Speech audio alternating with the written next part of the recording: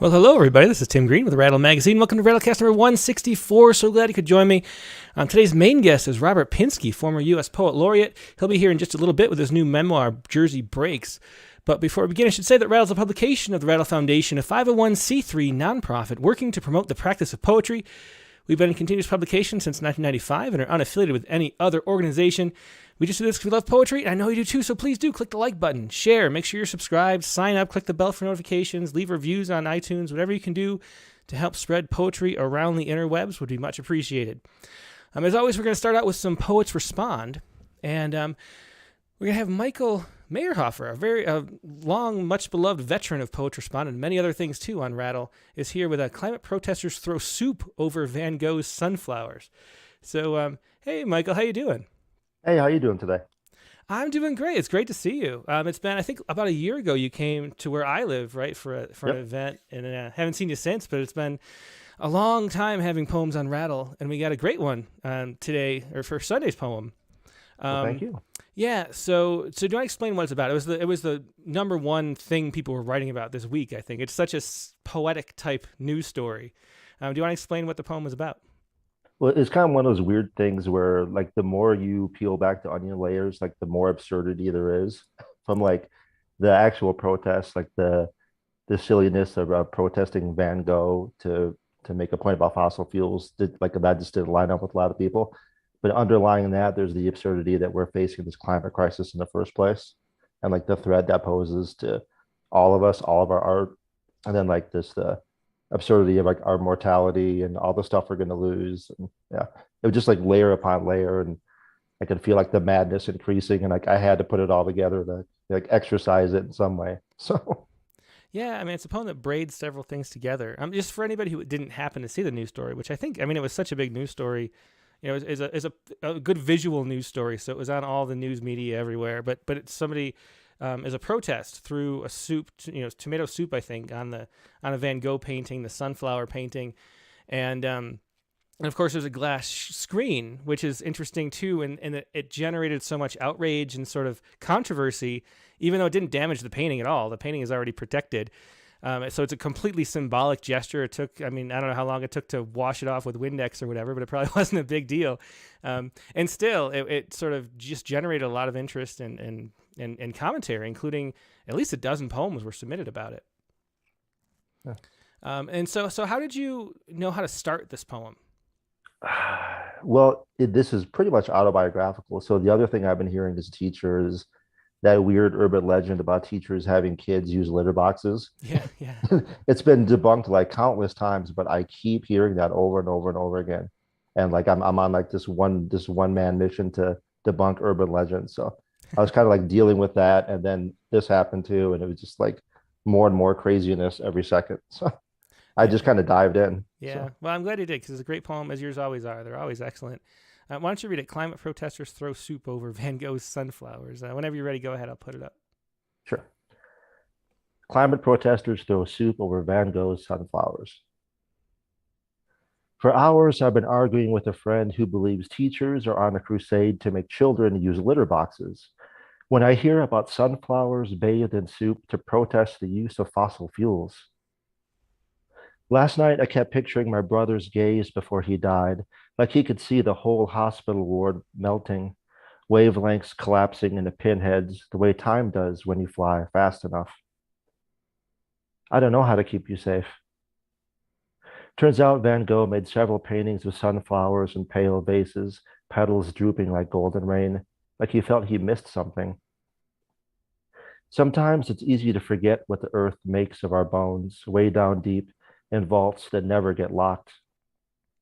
One day there will be no one left to explain how clay yields yellow ochre and the hair of wild beasts can be bristled into brushwork, how dust can be squeezed into stars.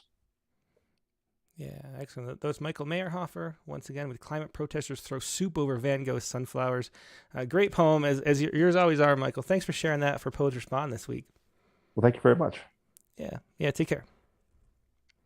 Okay, now we're going to go to a second Poets Respond poem before we get to Robert Pinsky. And Jake Marmer is here with Tuesday's poem, which is about the situation in Ukraine, which is seeming to get more dire every minute. So here's Jake Marmer. Hey, Tim. Hey, Jake. Yeah, thanks so much for joining us and for sharing this other poem. Do you want to explain what you were writing about and how the poem came to be? Sure. Well, I guess insofar as a poem can be about anything, I think it's the experience of dealing with kind of a cognitive dissonance of living my life with my kids here in Los Angeles, um, and just thinking about my family who live in Ukraine, and kind of this really intense feeling of being into realities at the same time a lot Hmm. of the time. And I have to tell you, I feel very reluctant writing poems about it. I've never written poems about things that are on the headlines. It's not really like something that I've done. Obviously, I'm a citizen of the world, but this is different. This is very personal. Hmm. And yeah, I don't know. I don't know if this is the right thing to do for, for me. I guess I won't know for a long time, but this is the reality as I'm intensely experiencing it. Yeah. Well, I mean, poetry is an important part of processing information and dealing with things psychologically and emotionally. And so it's important to write about the things that matter to us, I think. And this is about, your parents are in the Ukraine and the rocket attacks are just continuing, I think, to this day, right? So is there any update on how they're doing? Are they doing okay still? Thank God my folks are doing Hmm. okay. They're in a more kind of central Ukraine Hmm. space, provincial place that it's been quieter than other areas, but it's something, I have cousins in other cities, and it's something that I'm thinking about every single day. Yeah. Well, why don't you read the poem, and then I have one question afterward, but no one's read it yet, so let's hear it first. Okay. It's called The End Has Feet. The ant has feet and it keeps walking away from us, says Lev as we trudge through the side trail that never seems to merge back to the main road. The ant, it just disappears, says Aura as we finally climb out of the shrub, shake out the dirt from our shoes, and take in the sight. Los Angeles, peopled vastness, fused into shoreline, fades into fog or horizon, or simply the end of the visible. I take the picture of the two of them smiling, thumbs up, sweaty faces, still so young, and send it halfway across the planet to my parents who don't speak the same language as my children, but read their smiles as a kind of insurance the world still exists. It's nighttime where they are. They respond immediately, awake to their own horizon, blurring at the edges of the TV, city after city covered by rocket fire all around. Yes, photos, anything to ask them without asking. If I refresh my screen enough times, can I be assured that when I put down my phone, their town will remain untouched in this latest volley of death? Thousands of miles, my short circuiting universe, all of it here. It's a loop. The trail, I mean, our own feet marking the end where a beginning once was. Yeah, it's just a wonderful poem, and it inspired. And the main thing that stands out is that phrase, which Lev says, um, "The end has feet, and it keeps walking away from us." And I had to Google that phrase to see is that something that was a cliche or something. I mean, it's such a beautiful phrase, and Um, it's not. I mean, Google doesn't. I've never heard that phrase before. So yeah, is that just something that really did come out, and that was the where the poem started? yeah, I mean, I write down a lot of things my kids say that just the way that they have with language and more playful things and jokes they're making or like bending language as they do. I'm just often um, in love with what they say, and sometimes they make it into poems, and that just to me felt like I heard it and I rolled it around in my head a few times. It's like this feels like a poem. This would be a good way to start a poem with. Hmm. Yeah, yeah. Well, I'm glad you did, and that is just such a memorable poem. Thanks so much for sharing that, Jake, and thanks for being a guest today. And really hope your parents stay safe given all that's going on right now. May it be so. Yeah, Thank you so much. yeah. Thanks so much. That was Jake Marmer with "The End Has Feet." We're gonna take a quick break now and go to our main guest, Robert Pinsky. So just hang tight. I'm gonna put up the splash screen here, put up some bumper music, and we will be right back with Robert Pinsky.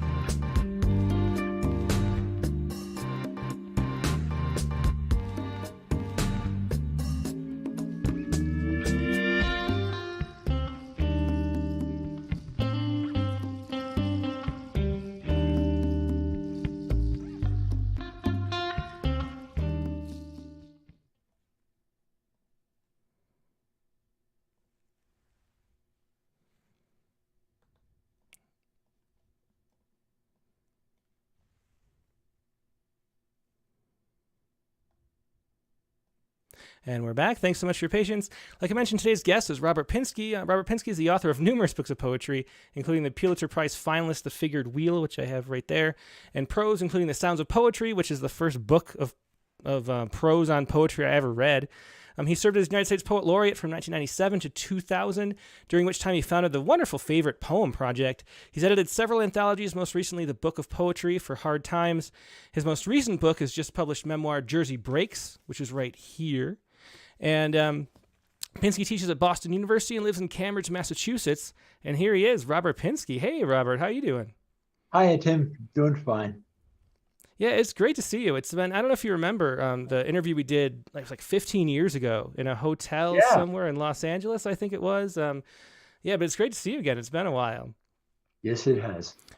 So do you want to start out with some of this memoir so we can talk about that? And we'll read poems too. Why don't you start with a prologue? Okay. The prologue begins with a sentence. I don't name her, but I say a friend asked me. It was my very dear friend. We had a memorial for Jill Neeram yesterday. Jill had a model life and a model death. She was advising writers, a professional agent and editor, and she was to the last hours of her life in hospice. She was telling writers, I'm too tired to read. Send me an audio that I can listen to of this thing you're working on. Anyway, Jill said this, and I'm quoting her in the first line. It may be the best sentence in my book, and the first one is mostly by Jill. Prologue. Given my background, a friend asked me, how is it I became a poet rather than a criminal or an optometrist? I could quibble. My father, Milford Pinsky, was an optician, not an optometrist, a common mistake. And it's true that his father, Dave Pinsky, was a criminal. But as my Aunt Thelma used to say, her pop was in the liquor business, and it happened to be during Prohibition.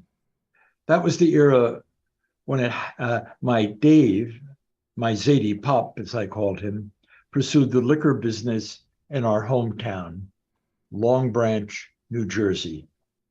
Trivial and significant, stupid and profound, like a family, oppressive and nurturing. Like the larger world, seductive and treacherous. My feelings about the town are as confused as can be. My bedeviled patriotism, my need for the lofty outcast art of poetry. My C students' distrust of worldly rewards, prizes, and punishments. The inward voice that spurs me to bring together disparate times, places, and things. That attraction to any mishmash, all that began in Long Branch. If I have a story to tell, it's how the failures and aspirations of a certain time and place led me to poetry.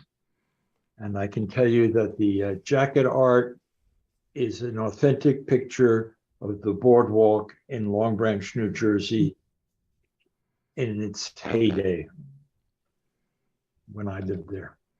Yeah, and that was from the prologue from Jersey Breaks, the new memoir just out from Norton, Becoming an American Poet. Jersey Breaks by Robert Pinsky. So what was it that made you want to write a memoir?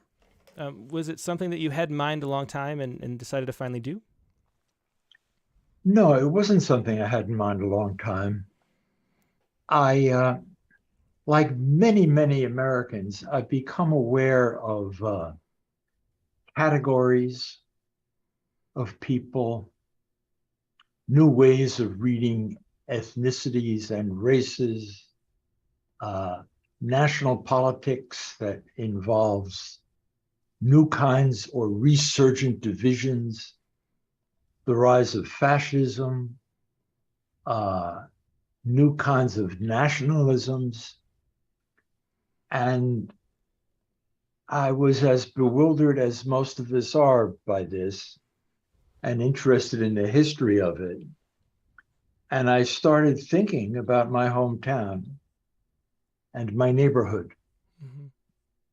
For a debut about this book, I talked at the Harvard bookstore And I chose and was lucky to have as the person I had a conversation with, not any poet or critic, but the tremendously eminent sociologist Orlando Patterson, who's written very important books about subjects like slavery, freedom. Hard to summarize Orlando. And Orlando pointed out something I was sort of implying, and he made me more conscious of it. I grew up in a very poor neighborhood that you could call mixed white and black, or that you might call a poor white neighborhood right on the adjoining a poor black neighborhood. Exactly across the street from the house where my parents' apartment was, where I grew up, was the black doctor, Julius McKelvey. I'd see him once in a while in his three-piece suit. And he was at one end of Monmouth Avenue, across from Rockwell Avenue. And I guess that, I didn't quite understand it. I guess that was the better end of Monmouth Avenue. At the other end was the Tally Ho Tavern. Mm-hmm. As they say in the book, part of the legend of the Tally Ho's. It's where one of the patrons in a disagreement once bit off the finger of a policeman. And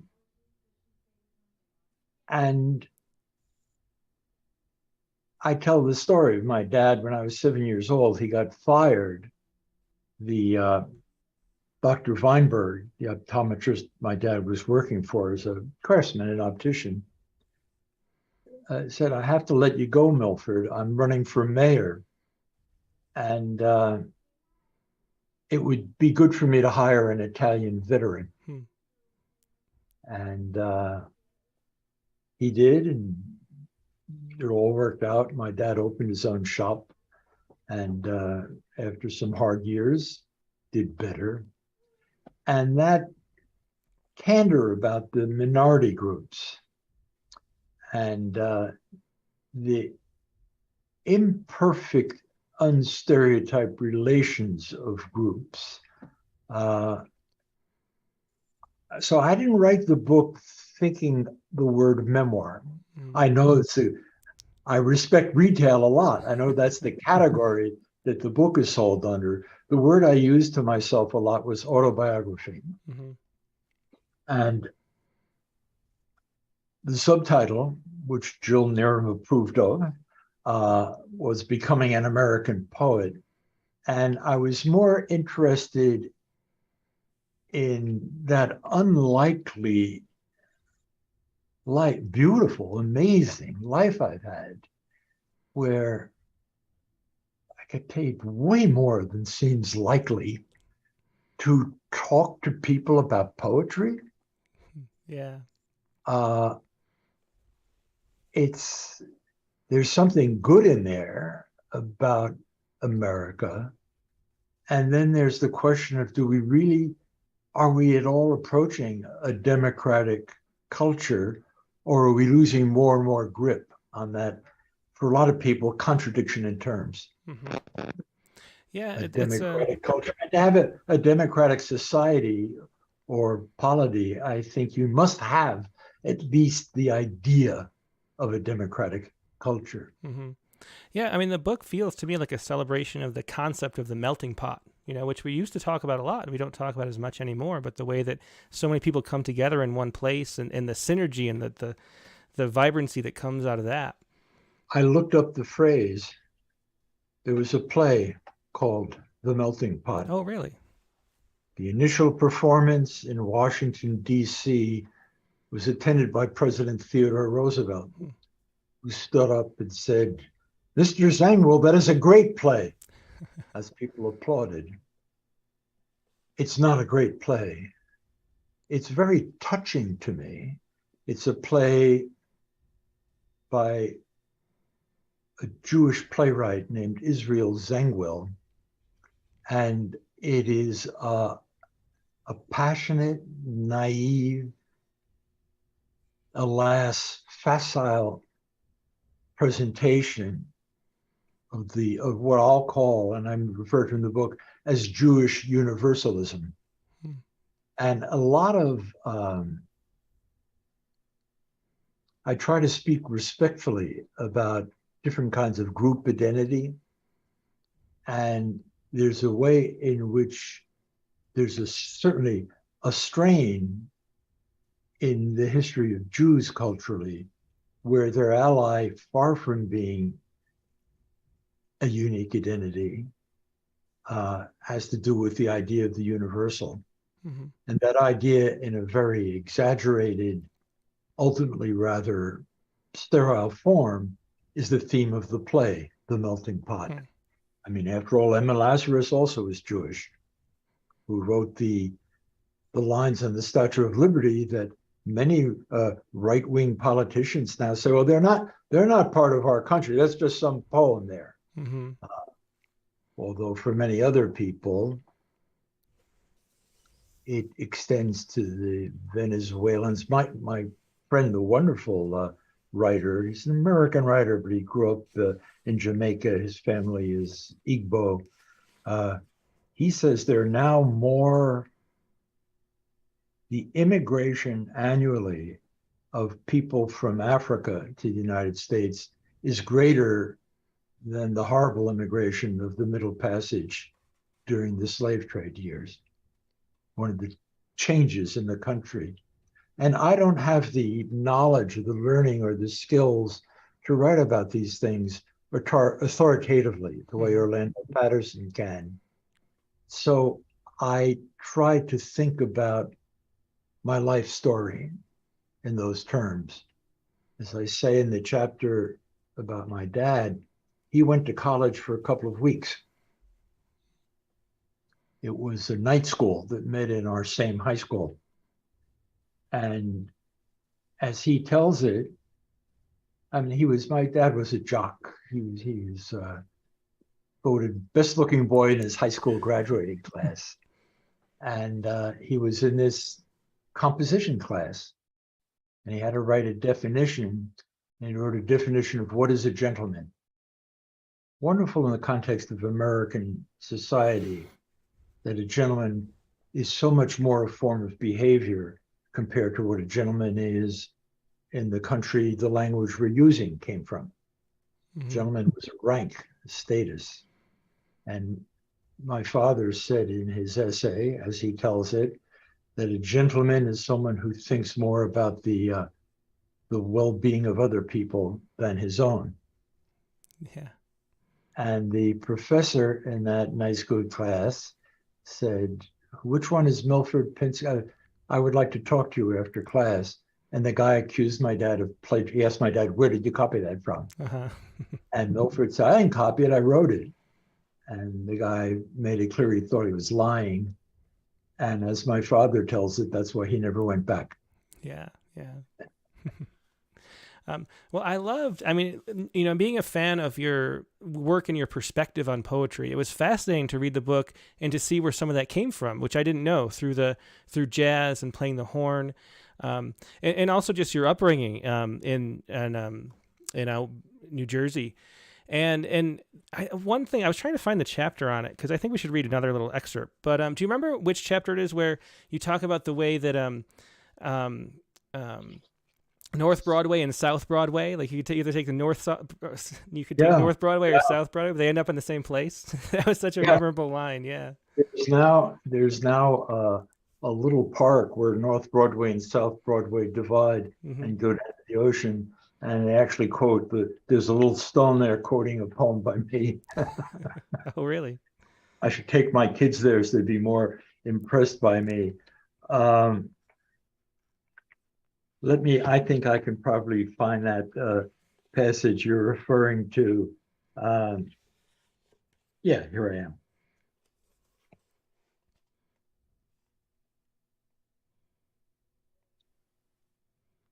Which page is it? I'm very early on page, I think it's on page 4. Oh, that's it? Okay. A personal landmark for me, one of the main junkyards in Long Branch, used to belong to a man named, as if by Charles Dickens, Ash. I went to Izzy Asher's junkyard in the summer of 1962 to buy a used fuel pump for a 1950 Dodge convertible I would drive to Palo Alto, California. I was going to graduate school at Stanford.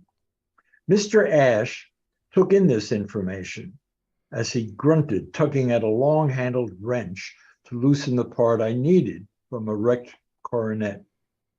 I told Mr. Ash I was going to graduate school, not that I was going to be a writer or a poet.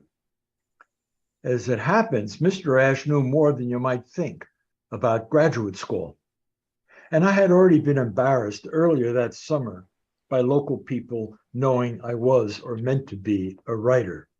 A Long Branch boy named Danny Pingator was having a little success under another name as a TV actor. The absurdity of my ambition that I was carrying west with me got clear when Danny phoned me. I didn't really know him. He was at least 5 years older than me, but I knew his brother, Anthony. Their mother ran into my mother in a store while Danny was in Long Branch, part of July, so he knew my phone number. Robert, this is Danny Pingator. Your mother says you're going out to California to be a writer. There's something I need to tell you. Don't go. What? Don't go, Robert. I mean it. I know a lot of writers in LA. They say this is the worst year ever. Nobody is doing hour-long shows anymore. It's all half hour. Most of the writers are already out there, can't find work. So I just told Mr. Ash I was going to Stanford to graduate school. In Izzy Ash's class at Long Branch High School, there were two outstanding students, both from Jewish families. Both went to Harvard. Mike Abrams and Barry Green were two brilliant, ambitious Long Branch boys whose stories still meant something to Mr. Ash. He had his generation's respect for what performing well in high school could do for somebody whose family had no money or power. So he told me the story of Mike and Barry. Mike Abrams went from Harvard College to graduate school and became a famous professor, the author of a famous book, The Mirror and the Lamp, a study of two romantic images for poetry. I had not exactly read the book, but I had it on good authority that it was very good. I eventually did read it, and it is. The other Harvard boy in that same high school class as M.H. Abrams was Barry Green, who went on to become a rich lawyer, but sadly, as Mr. Ash told me the story he knew I knew, things took a bad turn for Barry Green. In the course of his climb to success, Barry got in deep with the mob, including a deal that involved selling orange peels to the government for the production of synthetic sugar.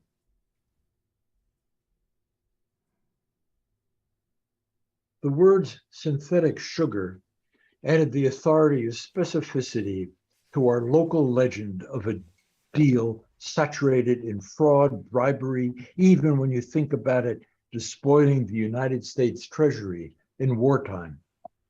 The dukes and generals of the mob, protecting the myth of their patriotism, decided that Barry Green would have to go to prison. And so he did. The unthinkable alternative was agreeing to testify with the likelihood or certainty of sudden disappearance. Barry's wife and his two daughters, attractive girls who took elocution lessons, the younger one, the first girl in town to play Little League baseball, they were taken care of by the dukes and generals of the mob. Meanwhile, the story concluded, Mike Abrams continued the beautiful life of an honored professor at Cornell University, an Ivy League college in a class with Harvard itself, as Mr. Ash said, sighing emphatically. He knew from his daughter, Phyllis, my classmate, that I had not been a good student in high school. Retelling the legend of Mike and Barry was his way of indicating respect for my apparent new seriousness. Wiping his head with his forearm, Mr. Ashe finished with a moral, expressed by an example from our shared provincial landscape. Yes, Robert, he said, there's two different paths in life. It's just like North Broadway and South Broadway. Broadway's two forks, north and south, form a Y just a couple of blocks from the beachfront boardwalk. I nodded solemnly at Mr. Ashe's moral, his allegory of those two streets as two paths in life. At the same time, I was thinking that the two paths were pretty much identical. Mr. Ashe and I both knew quite well that North Broadway and South Broadway, not notably different from one another, extended to arrive one long block apart at exactly the same place, the Atlantic Ocean. Maybe the point of his story was just the reality of shared knowledge, that he and I and the other people in our community all knew the same streets and the same stories. Maybe Mr. Ashe was thinking about my probably outliving him and about my passage into a future as large and mysterious as the ocean itself, California, books, poetry. He wanted to speak to me as the voice of the past, addressing the future. And that was another passage from Jersey Breaks, Robert Pinsky's newest book on becoming an American poet. And what I found so fascinating about that section is that the parallel to Robert Frost's The Road Not Taken, because we all think, two paths diverge in a wood, and yet they look rather the same, and there's really no difference between which path you take. And I feel like that symbolically represents the story that you're telling in this book and in your career, which is that poetry is such a part of humanity that it's in all of us. It's not this elite thing that we need to have a degree to appreciate. It's something that, with your favorite poem project, that so many people have a favorite poem. There's an anthology of favorite poems in any room, is one of the things you say, and that poetry is so central to existence, and that we can have these same stories and experiences, whether or not we're reading poetry or whether we're doing something else. So can you speak a little bit about that, about poetry's place in American culture? The story of Mr. Ashe is partly a tribute to the American public school system. He and my father and mother and I, my aunts and uncles, his son and daughter, Mr. Ashe's, the cops, the policemen I saw, the store owners, everybody I saw all day went to Long Branch High School. And it was frequent that they would say, you get Miss Davis for English, you're going to have to work. The mailman might say that to me. The pharmacist might say that to me. And she was a great English teacher. And the aspiration of public schools, the aspiration to possibly change within one generation to create American culture, American citizenship from immigrants, including the great wave of migration that now has been recognized of Black people from the South, African descent people descended from enslaved Africans, also a part of that process. And Orlando, in that discussion of my book, picked up on the fact that, in fact, on Monmouth Avenue, the more or less Black street, there are Jewish junkyards, 2 Jewish junkyards, so that it was natural for me to play with Black kids and Jewish kids from that neighborhood up to a certain age.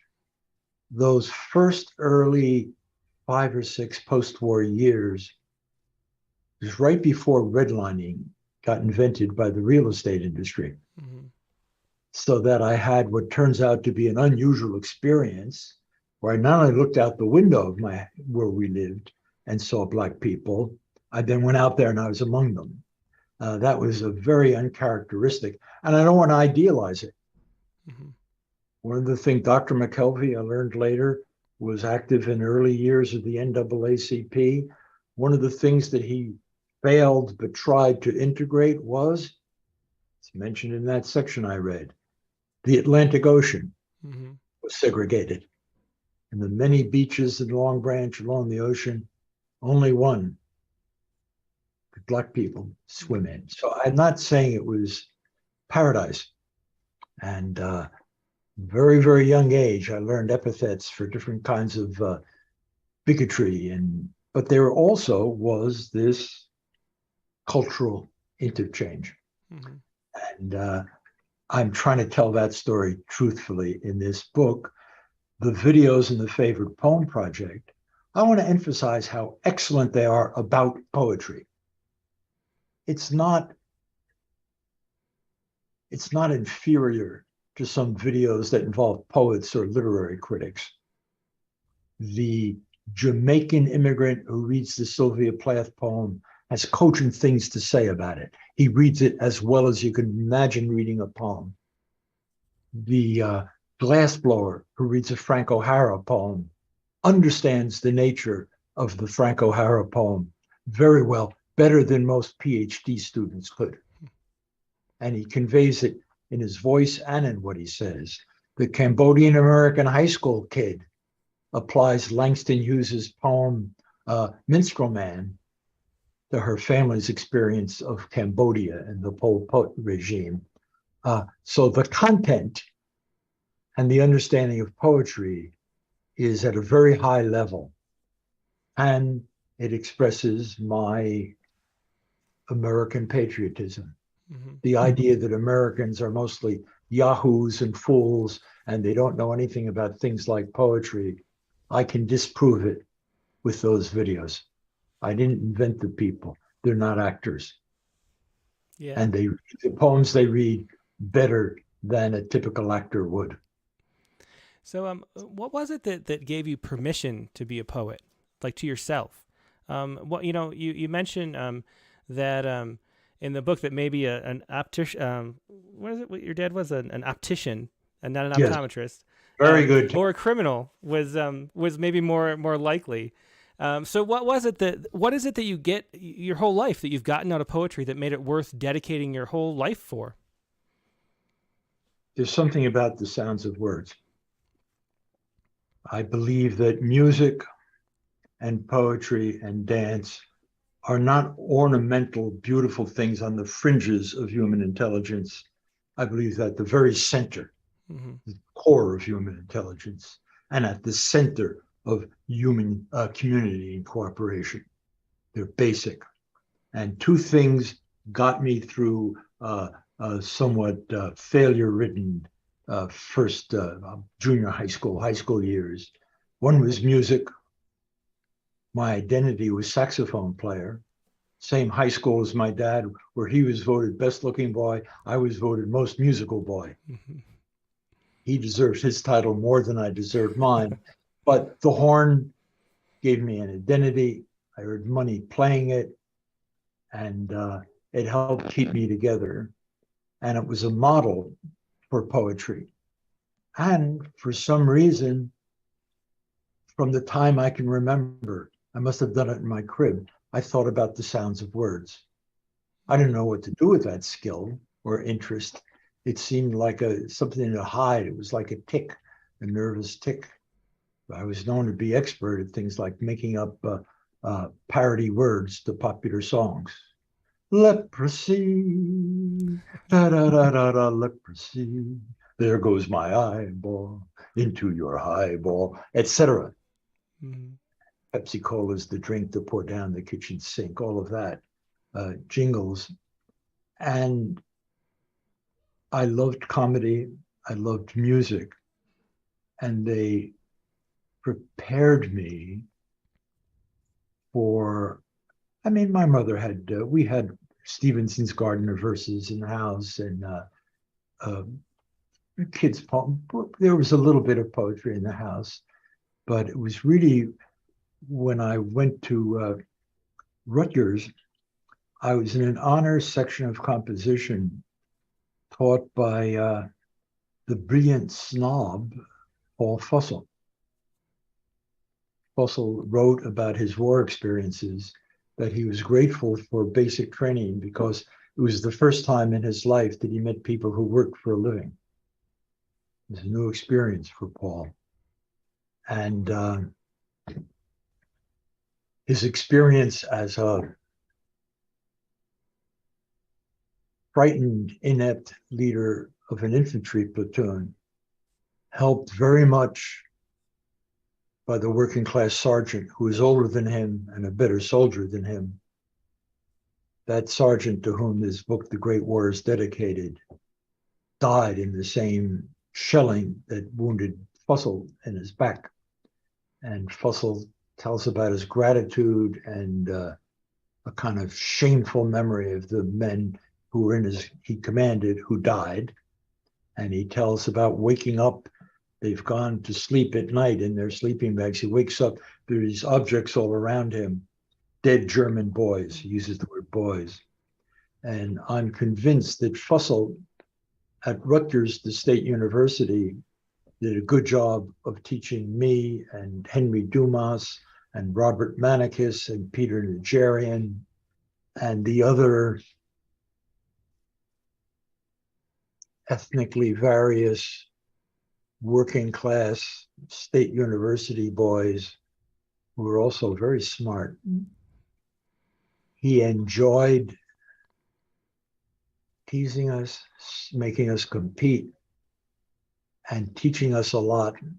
And I think it was related to his war. I had no idea at the time, but I think it had a lot to do with his war experience. Mm-hmm. He remained a snob, but he used it to good purpose in teaching us. Mm-hmm. So I'll use the saxophone and that Fussell class as important first steps in that unlikely process of becoming an American poet. Yeah.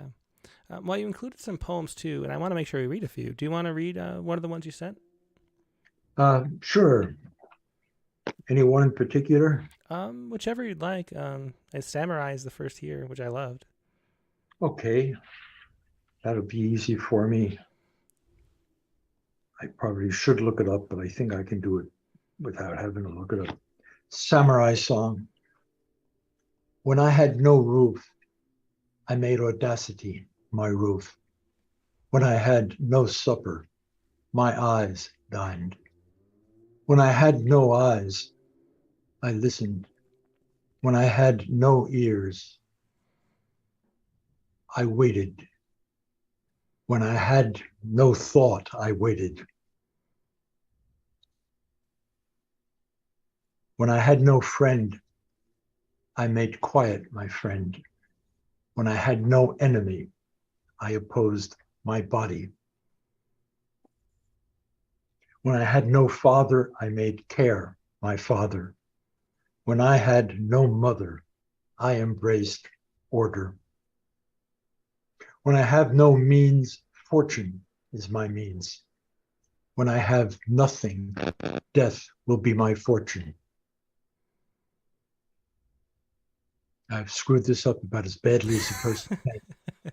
It's close. It's just mixed up a little, the order. When I had no temple, I made my voice my temple. I have no priest. My tongue is my choir. Need is my tactic. Detachment is my strategy. When I had no lover, I courted. When I had no lover, I courted my sleep. It would be impossible to screw anything up more than I screwed up. Well, it was actually, in the wrong all the order. stanzas were there. They're just out of order. And fascinatingly, it works just as well in that order. It's an old jazz musician's principle. Mm-hmm. You keep playing. Yeah, well, I wanted to talk about that because I just loved. keep playing as though you know what you're doing. Yeah, and it works out.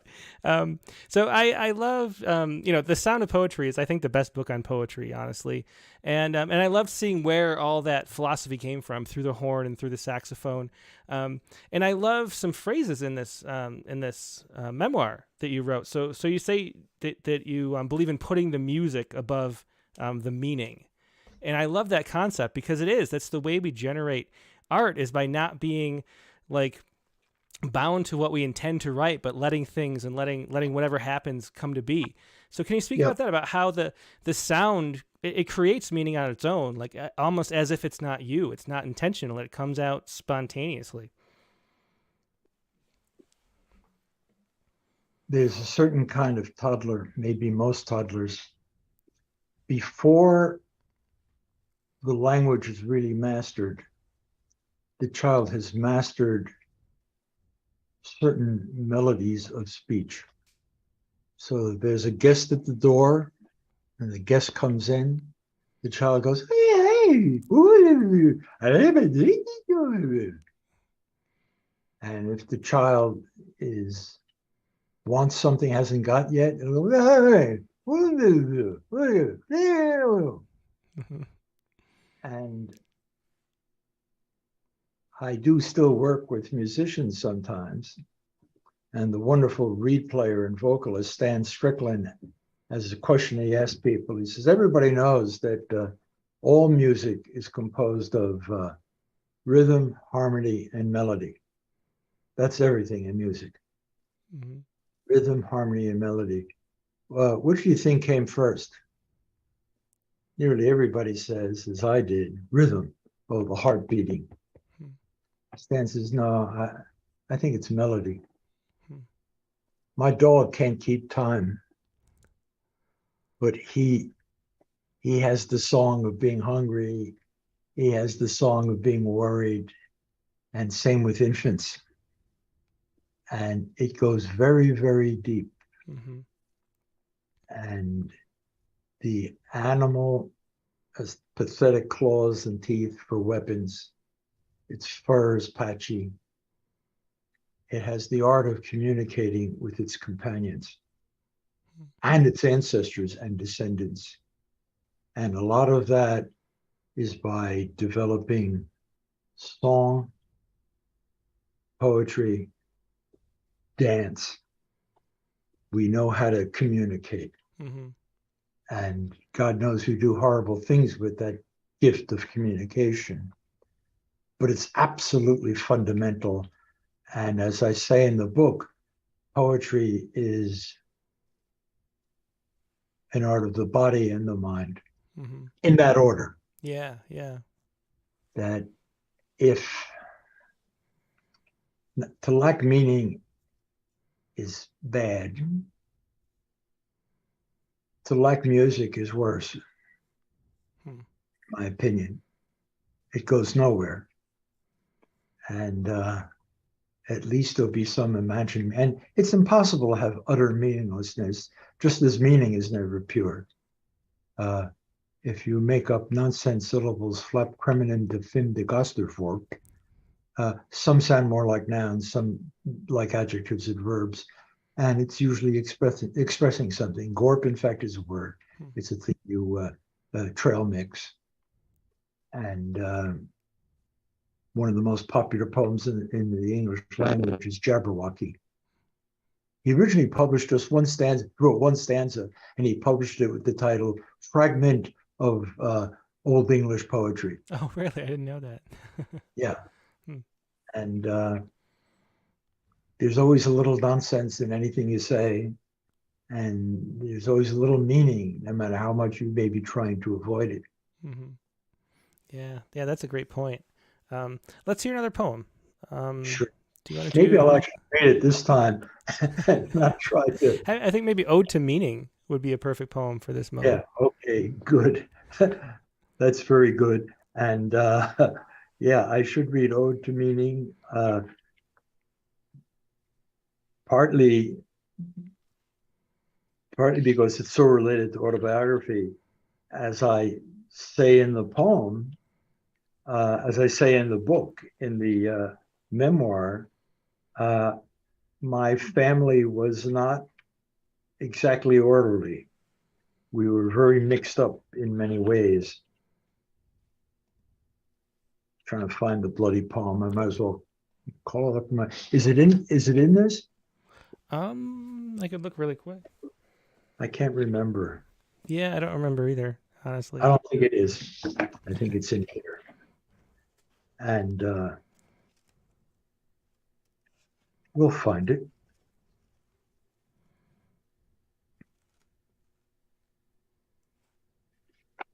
I'll call it up in my computer.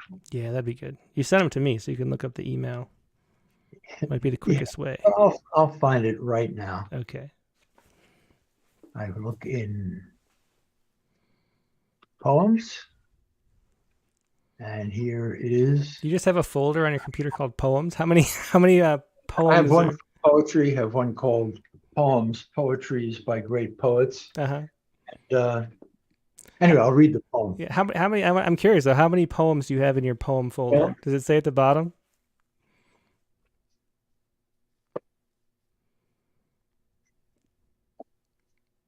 I sometimes print out the file poetry. These poems not by me that are important to me. And yeah. there it is. So that's, I don't have to number the pages, they're alphabetical, but it's quite a few. And I probably need to print out again soon. Ode to Meaning. Dire one. I'll continue that preface. That to me, people would say the family was so boring. We had the same meal every day of the week and sat down at the same time in the same chairs. I used to think, oh, that's so beautiful. We weren't like that. The idea of meaning and order is somewhat exotic to me. Ode to Meaning. Dire one and desired one. Savior, sentencer.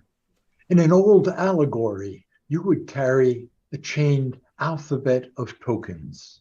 Ankh, badge, cross, dragon, engraved figure guarding hallowed intaglio, Jasper Kinema of legendary mind, naked omphalos pierced by quills of rhyme or sense, Torah-like, unborn vein of will, xenophile yearning out of zero. Untrusting, I court you. Wavering, I seek your face. I read that Crusoe's knife reeked of you, that to defile you, the soldier makes the rabbi spit on the Torah. I'll drown my book, says Shakespeare. Drowned walker, revenant. After my mother fell on her head, she became more than ever your sworn enemy. She spoke sometimes like a poet or critic of 40 years later.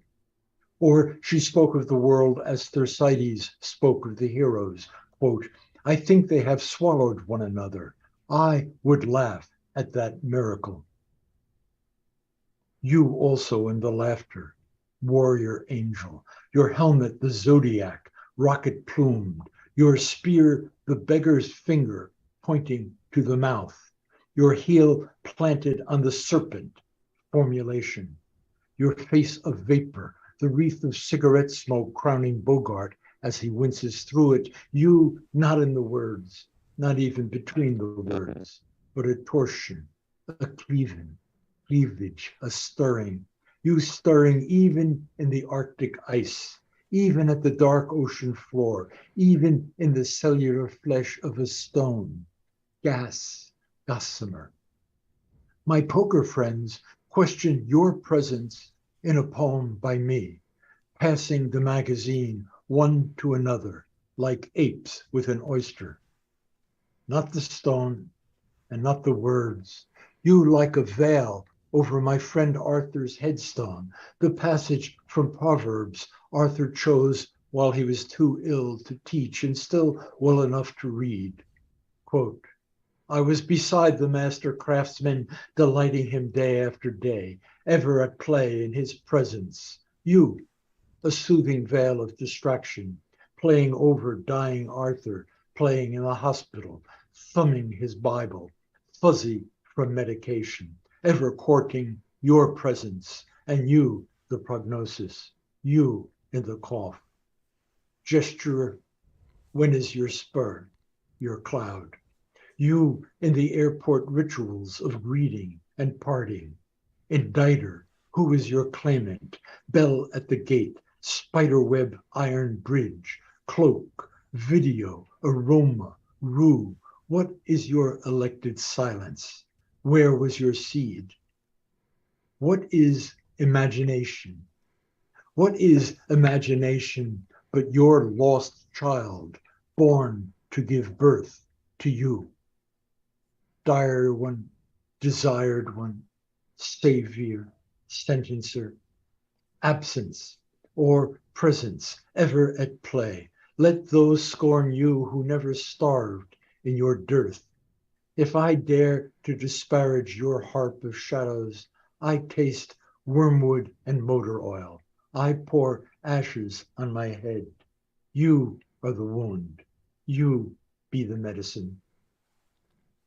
And that was Robert Pinsky reading Ode to Meaning, a great poem as an example of your style. In the memoir, you describe it as your style of writing is the way jazz returns to a theme. And it's very apparent there that the way that you never, from one phrase to the next, you never know where you're going in your poems. What is the composition process like? Is it reading out loud and pushing the poem further and further? Is it revision involved in that? How do you go about approaching a poem? I do write with my voice, Mm-hmm. and it is like a conversation, and I do talk to myself a lot all day long. I have a habit of speaking to myself and of speaking, and it certainly is influenced by my love of jazz. And if you're really playing jazz, it's at least a little bit different every time. Even if it's a solo that you're famous for and you've played many, many different times, it has to be different every time if you're feeling it. And if you're listening to the other musicians. I've done some work with the tremendous young piano player, Vijay Iyer. And Vijay takes this very far. He and his sidemen don't even make eye contact. Everything they speak to one another is said with the music, with their instruments. I mean, most of the musicians I've worked with, there's a lot of eye contact and encouragement and even speaking to one another. Oh yeah, do it again. But the process for me is reading with my ears what I just said. Mm-hmm. So dire one leads to desired one. I think about meaning, it is dire and is desired, and savior made me think of sentencer. And it's like noodling at a piano or playing with clay. The physical material tells you what you're feeling and thinking. You sit down at the piano and you don't know how energized you are or how lethargic you are, but you just bung a few chords and you try something in the melody above the chord and you find out something about what you're thinking. Same if you draw or you model clay. And I have learned that the melodies of the sentences and the harmonies of the vowels and consonants will tell me what I need to do. Do you ever have trouble in that you find yourself making yourself go in a certain direction with a poem then? Like, do you find like in, I always say that Zen and the Art of Archery is one of the best books on writing, actually, because it's about letting go and not letting your consciousness get in the way. And there's one line that says, your problem is that you have too much willful will. And I always think of the way that willful will gets in the way of artists as they make art. Like, your idea of what you want to become can get in the way of that spontaneous, natural jazz aspect. Do you ever have a problem with that? Always. always a problem. And I think that what you're saying is true. And then I need to add the reservation that you never can conclude that there might be something good in the conflict. Interesting. Yeah. So that struggle between what you're identifying as your willful will and what you're identifying as something more intuitive and bodily, they may have a conflict. Their argument, or they're doing the dozens with one another, may lead to something better than either one. So the conflict and the problem is even greater than any way you can describe it. Because if you think you have the solution, that then becomes part of the problem too. So you have to always be ready to hear the conflict. That's great. That was a mind-blowing little clip there. Yeah, I never thought of it that way. Thanks for saying that, Robert. So there's questions from the audience. If anybody has any questions for Robert Pinsky, this is your opportunity. Dick Westheimer has one already. He and it's in line with what we're talking about here. He says, given that improvisational drafting style, what happens for you in revision? Is revision a similar process? How does revising poems go, since it's so improvisational and jazz-like in its creation? Like so many questions about writing and art, all of the above. Yeah. If you try to do the poem from memory, the poem you've been working on all day, if you put out the light and you try to do it from memory before you fall asleep, sometimes the part where you can't remember it anymore is telling you that's where it needs to get done. Sometimes you need to read it like a lawyer or a literary critic. You can't hold yourself above saying, what the fuck are you writing about? What do you mean here? What is this? And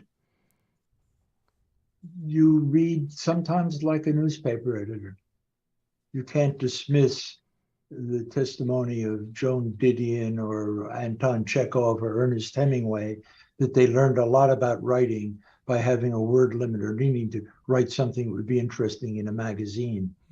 So it is all of the above, in that, yes, you have to listen to, run your fingers over it as though you were sandpapering something. Then you also need to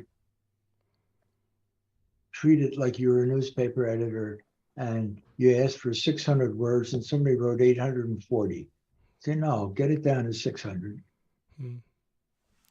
Yeah. All of those, what you're experimenting, I mean, in a way, trying to write a good poem, which is difficult, it's like you're drowning. And anything that floats by, if it's floating, you grab it. So it might be a revision for sound, it might be a revision for sense, but you have to know you want to survive, and you have to be alert for anything that floats. That's great. Let's do another poem, and then we'll have a question or two, and then one last poem. So the penultimate poem. I've been so bad about finding poems. Why don't you just pick the first one that comes up? That's fine too. Okay, here's rhyme. Rhyme, air and instrument of the tongue an instrument of the body an instrument of spirit, the spirit a being of the air. Each bird the medium of its song, each song a world, a containment, like a hotel room ready for us guests who inherit our compartment of time there. In the Joseph Cornell box, among ephemera as its element, the preserved bird, a study in spontaneous elegy, the parrot, art, mortal in its cornered sphere. Each room a stanza, rung in a laddered filament, clambered by all us unsteady chambered voices that share it, each one reciting, I too was here. I too was here, in a room, a rhyme, a song, in the box, in books, each element an instrument, the body still straining to parrot the spirit, a being of the air. Yeah, wonderful. That was Rhyme, again, by Robert Pinsky. Let's see. So, do you have any other questions? One thing that I noticed was the shirt is such a wonderful poem. Everybody loves that poem, and it's one of the most iconic poems ever written.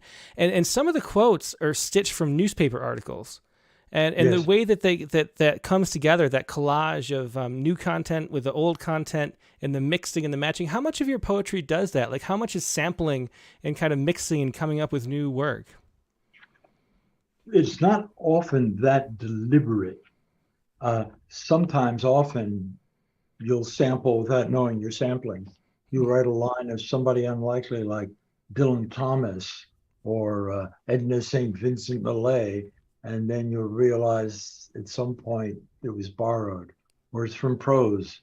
I'm always afraid I'm going to write something from Cather's Song of the Lark, or from Faulkner's As I Lay Dying will suddenly be in my poem. In Shirt,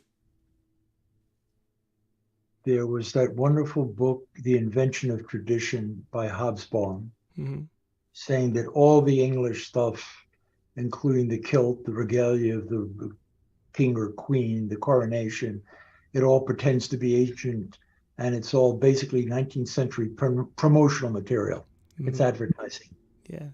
And I had that, and I did have my teacher, Irving Howe's World of Our Fathers. And it may be that a lot of the mythology of that Triangle Shirtwaist Fire was invented by one newspaper reporter. So all those voices get in there. And frankly, I feel like they're held together by the tune, held together by the fact that it's pretty much iambic pentameter. It's loose blank verse. And iambic pentameter, the pentameter, less of Shakespeare than say Wallace Stevens' Sunday Morning. That pentameter puts together all those different perspectives. Well, people are asking for the poem now. Would you mind reading that, the shirt? Sure.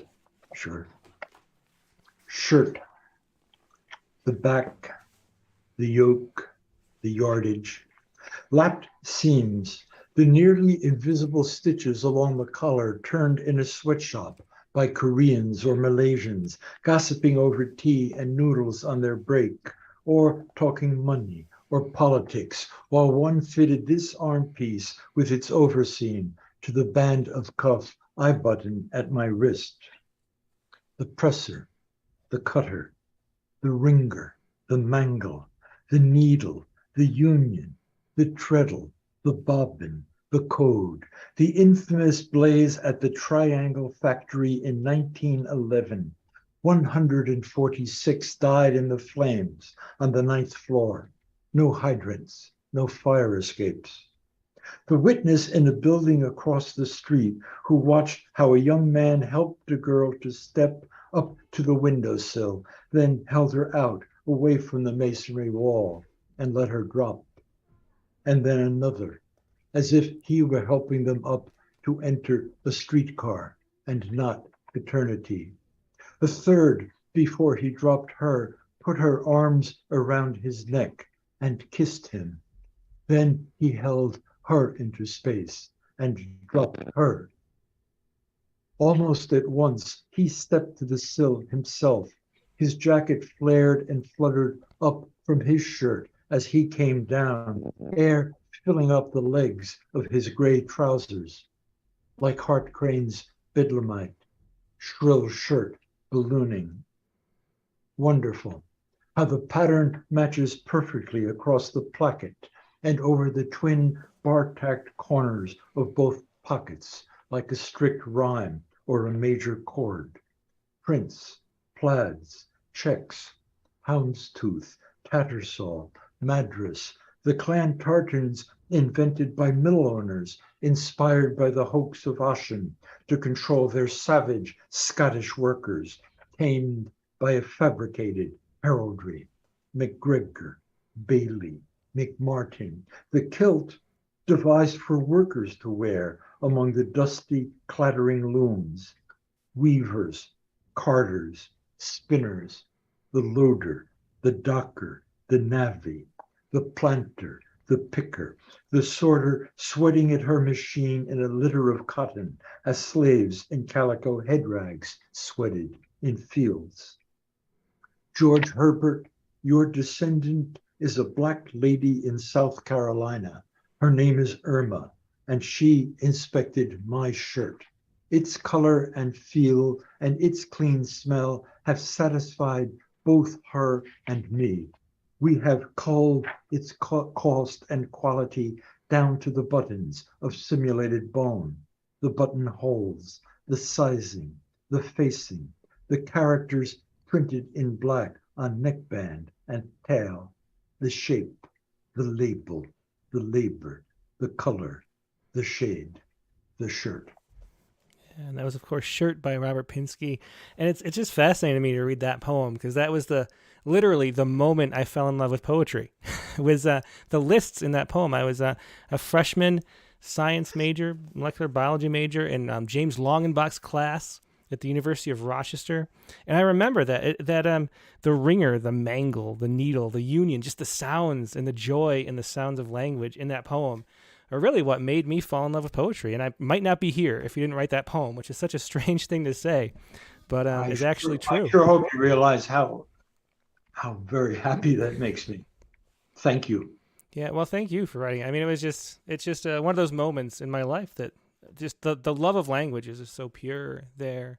We have one question. It's just a great question from Cindy Gore. And maybe we'll end on that and let you go maybe with one more poem.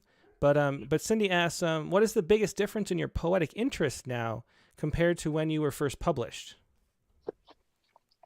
And that's an interesting idea, your poetic interest, which is an interesting way to phrase that, Cindy. It is a great question. I don't have a great answer. There's a thirst to do something new. Feeling that you need to do something that you haven't done yet, and that you'll get at emotions you know you have, but you haven't done them yet. And I am nearing finishing a book of poems, and I hope it has a subject. I would like to write a book that was as passionate and crazy and boundless as anything, as William Blake, and that represented the spirit of moderate good sense and a liberal sensibility. I would like to write something that would express the kind of traditional East Coast, sensible, middle-class person that was freakish and that was not homiletic or boring. And I'd love to say I have it just right. Best I can say is I feel like sometimes I'm on the trail. That's great. Well, it is overtime, but if you don't mind, I can't leave without asking one more poem. Can you do one more? Okay, I'll try to make it a fairly short one since we're over time. I think one of the best things I ever wrote is a kind of a translation. I subtitle it After Cavafy. And I think sometimes in translation, you get lucky with the sounds of words. It's Cavafy's poem, An Old Man. Cavafy, by the way, a young man when he wrote it, but a young man in the closet, afraid of becoming this old man. And I just am proud of how I did the form. An old man after Cavafy. Back in a corner, alone in the clatter and babble, an old man sits with his head bent over a table and his newspaper in front of him in the cafe. Sour with old age, he ponders a dreary truth. How little he enjoyed the years when he had youth, good looks and strength and clever things to say. He knows he's quite old now. He feels it. He sees it. And yet the time when he was young seems, was it yesterday? How quickly it slipped away. Now he sees how discretion has betrayed him, and how stupidly he let the lyre persuade him with phrases. Tomorrow, there's plenty of time, someday. He recalls the pull of impulses he suppressed, the joy he sacrificed. Every chance he lost ridicules his brainless prudence a different way. But all these thoughts and memories have made the old man dizzy. He falls asleep, his head resting on the table in the noisy cafe. And that was An Old Man After Cavafy. And that's too from The Figured Wheel, which is one of the books that's on my permanent, always take it out shelf in my office. Robert Pinsky, thanks so much for being a guest. It's been a pleasure to talk to you again, and great to see you. And congratulations on your new book, which I should, where I put it? The new book is Jersey Breaks, which you can get from Norton Press. Robert, thanks so much again for being a guest. It has been a pleasure. Truly a pleasure. Thank you, Tim. Yeah, thanks a lot. Okay, so long. Okay. Yeah, that was Robert Pinsky, and his newest book, of course, is Jersey Breaks. Robert Pinsky was a poet laureate back about 2000, and here's this wonderful book, Jersey Breaks, which you can pick up from Norton. Of course, Robert Pinsky's website is robertpinskypoet.com, so check out all of Robert's work there. And the newest book, of course, is Jersey Breaks, his memoir. Now, we're going to take a quick break and go to our open lines. And our open lines, let me show you how to do it. So first, email your poem if you'd like to share anything. If you'd like to share nothing and just listen, sit where you are. But if you would like to share a poem, email it first to openmic, that's openmic@rattle.com, so I can show it on the screen as we were showing Robert's poems before. And then I will take the Zoom link that we've been using and put it in the chat messages on YouTube and Facebook. And you can join us on Zoom to share a poem. We email it first and then join us on Zoom. Otherwise, just sit tight right where you are, and I'll be right back with some open lines. Talk to you in a minute. Bye.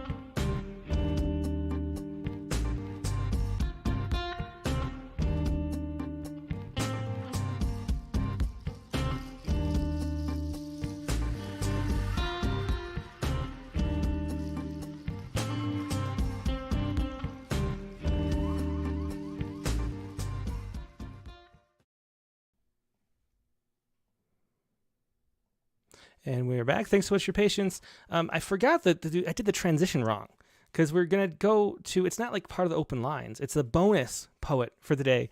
And Kari Gunter-Seymour, who was on Rattlecast, I think maybe number 48. We interviewed her in issue number 62 for the Appalachian Poets issue. She has a new book, Alone in the House of My Heart, which I'll put on screen right here. Alone in the House of My Heart is Kari Gunter-Seymour's newest book. And we have Kari on the line to share a little bit about her new book. So, hey, Kari, how you doing? Hey, I am great. It's great to see you again. And let me get this thing switched. I meant to do this before I did the open lines transition. And I'm so used to not having an extra guest that I forgot. But you know what? I can hardly function after listening to Robert Pinsky. I don't know how you're dealing at all. Yeah, well, it's just great. And really, I mean, the truth is that he is, that one poem and seeing him, I think it was the first poetry reading I went to. It was one of those things where we did his book, and then he came, for some reading series at the U of R. And I remember sitting in the library there in the back, kind of like I had to go, but I loved it anyway. And then sitting at it, just daydreaming and listening to the sounds of those words.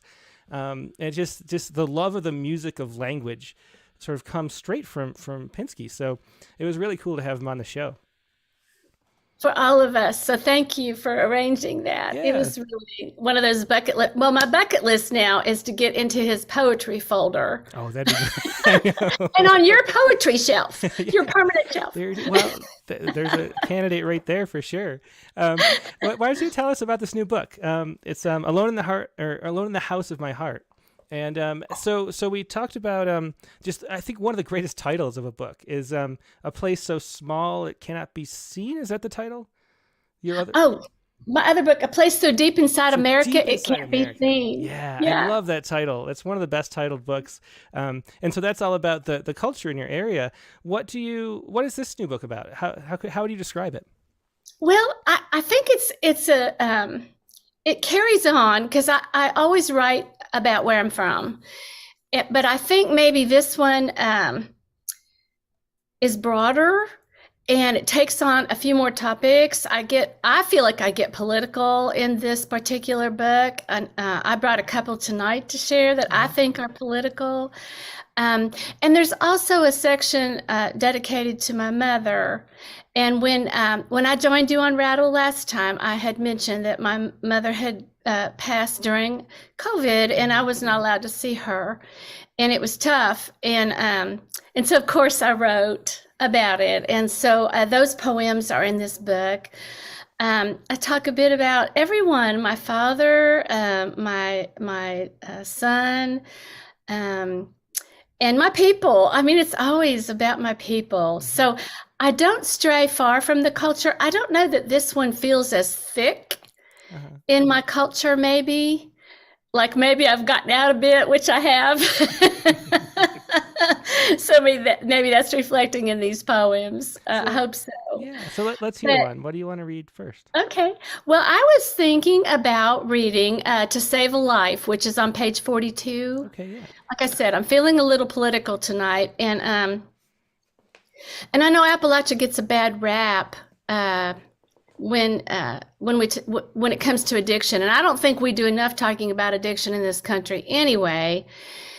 And then when people start saying, well, in Appalachia, everybody's either drunk or on drugs, that makes me very upset, because being drunk or being on drugs is a national issue. It's not an Appalachian issue, and it needs to be addressed. And it hasn't been, even though we've had some marvelous, particularly women writers, who have ferreted out the information about what's going on with the drug problem in America. So that's all I'll say. That's probably enough to get me in trouble. So this is To Save a Life. We did what we could, hid the bottles, drove what was left of him deep into the yawning hollow, built a campfire, drank water from a long-handled gourd, a galvanized bucket. We set up tents for triage, counted his breaths, worried over irregular heartbeats, sweats, persistent vomiting, his jacked up adrenal system. We waited, listened for a canvas zipper in the night, each long, slow pull, a call to duty, our legs folding over duct-taped camp stools tucked tight around the fire, his gut-fucked stories stenched in blood and munitions, overpowering the wood smoke's curling carbons. Crows haunched on branches behind our backs, sentinels silent as we wept. We doused him in creek water, a sharp sheen of moon over our bones, recited communions, sang songs our mothers taught us in the womb. Every neighbor dog and coyote within earshot, barking hill to valley. Some people think they don't deserve to be loved. Every story scratched into the dirt and ache. That week, down in the lower 40, we all got born again.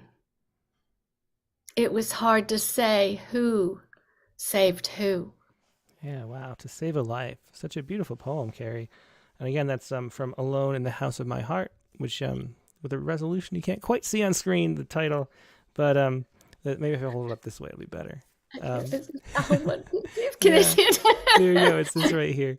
Yeah, it's this dark time of night for me where I only have our lights now because the sun's down. Exactly.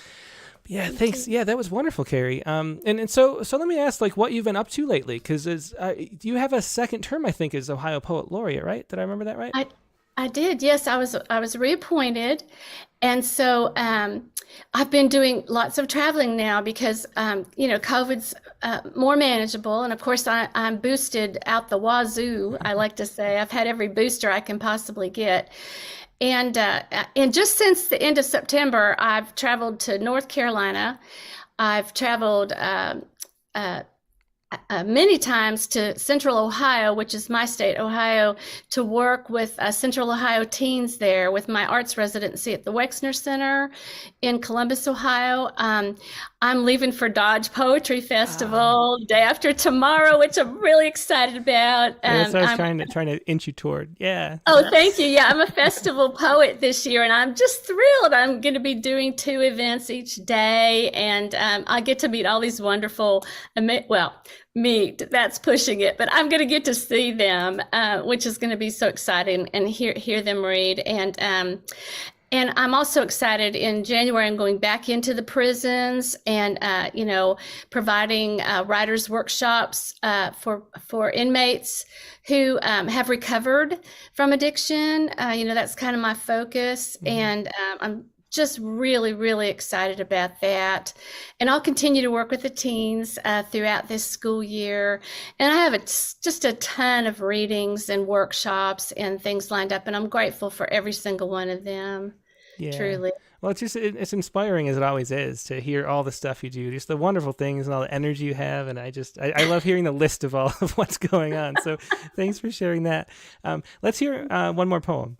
Okay, well, thank you again so much for having me, and for all of you listening too, all the readers that are going to come after me. I appreciate y'all listening too. So I'm still on my high horse here about my political feelings, and we know the midterms are coming up, and so I have to say a poem. I need to recite a poem in honor of women and our bodies. So this is page 46, An Appalachian Woman's Guide to Beer Drinking. Belly up, you beautiful thing, strong-legged and twang-drawled, raised holler to mountaintop, rich in root, fed on lard biscuits and bacon gravy. Lick at the long-neck bottle, your tongue a divination, your face a fist, 2 sweat moons where breasts ache to swing and sway.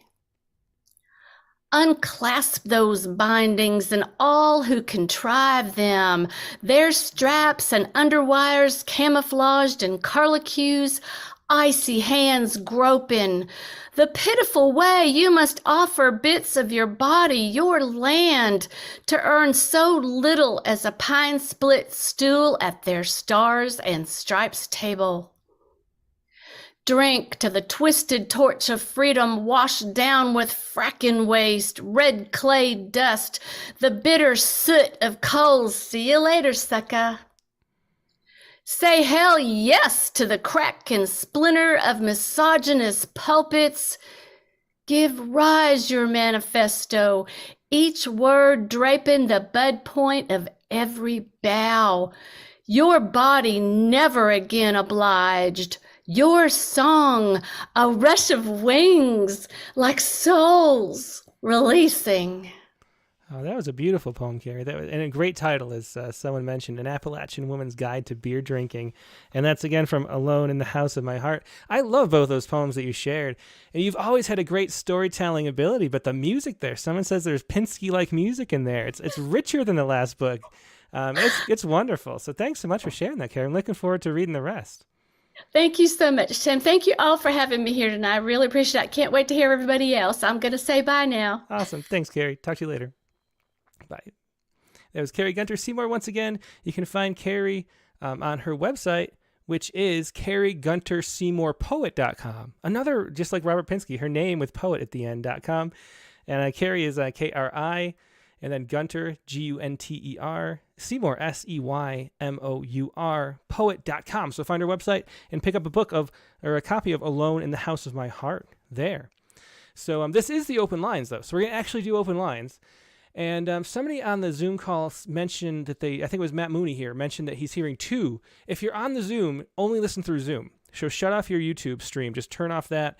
If you're just watching on YouTube or Facebook, just watch on YouTube or Facebook. If you come on to share a poem, only listen through Zoom, because otherwise there'll be a delay. It'll be confusing. So, and that double voice you'll hear like 5 seconds apart. If you're on the Zoom, yep. only listen through Zoom. Yeah. So, and keep yourself on mute until it's your turn. Well, Matt Moon, Matt, what's up, Matt? Yeah, Tim, I'm hearing all voices. There's two. And that double. Yeah, exactly. So that's what I'm saying right now. I'm going to mute you, but yeah. So turn off the original stream where you were. So turn off what you were listening to on YouTube or Facebook, and just be on Zoom, because otherwise there'll be 2. So I'm going to do that. And hopefully Matt can figure that out. But yeah, so only listen through Zoom. Turn off everything else, every other application on your computer except for Zoom. If you're going to be here sharing a poem, and just listen through Zoom, and that's it. Turn everything else off. Shut out. Just close your web browser, and that'll take care of it. Let's go to... first, the open lines. I have an open lines poem. The prompt for this week, I'm getting a little all discombobulated. The prompt for this week is right here. It was an Ed Handi is a unique kind of Tamil poetry constructed such that the last or ending word of each verse becomes the first word of the next verse. In some instances, the last word of the series of verses becomes the beginning of the very first verse, thus making the poem a true garland of verses. Andha means end, and adhi means beginning. So that is the thing. And my little one here, and this was literally a 5-minute poem, but we can pretend it wasn't. This is I Noticed. Here's my little Adhandi. I noticed on their crumbling cottage steps an apple sliced and browning into being what the stone will be cottage steps on their crumbling. That is my little tiny poem for this week. But let's see what you have. I'm sure you have something much more interesting to share. First of all, let us go to, I'll just go in the order they appear on my screen. We'll go to Carla Schwartz first. And 1 poem limit tonight, because we're already through 96 minutes of the show. So, hey, Carla, how you doing? So far, a fantastic night, and I'm really happy to be here. Yeah, we're happy to have you for sure. So what do you have that you'd like to share? I have an Hadi. Yeah, it's such a hard word to say, and I'm not really sure why. It seems like it shouldn't be, but and I also missed last week because of the time change. So anyway, got it, and late. Yeah. And so this is called Golden Hours. Okay. The golden hours of October last for only minutes. This minute, the slanted light so deep it sings. It sings the tune of yellow glow upon a stone.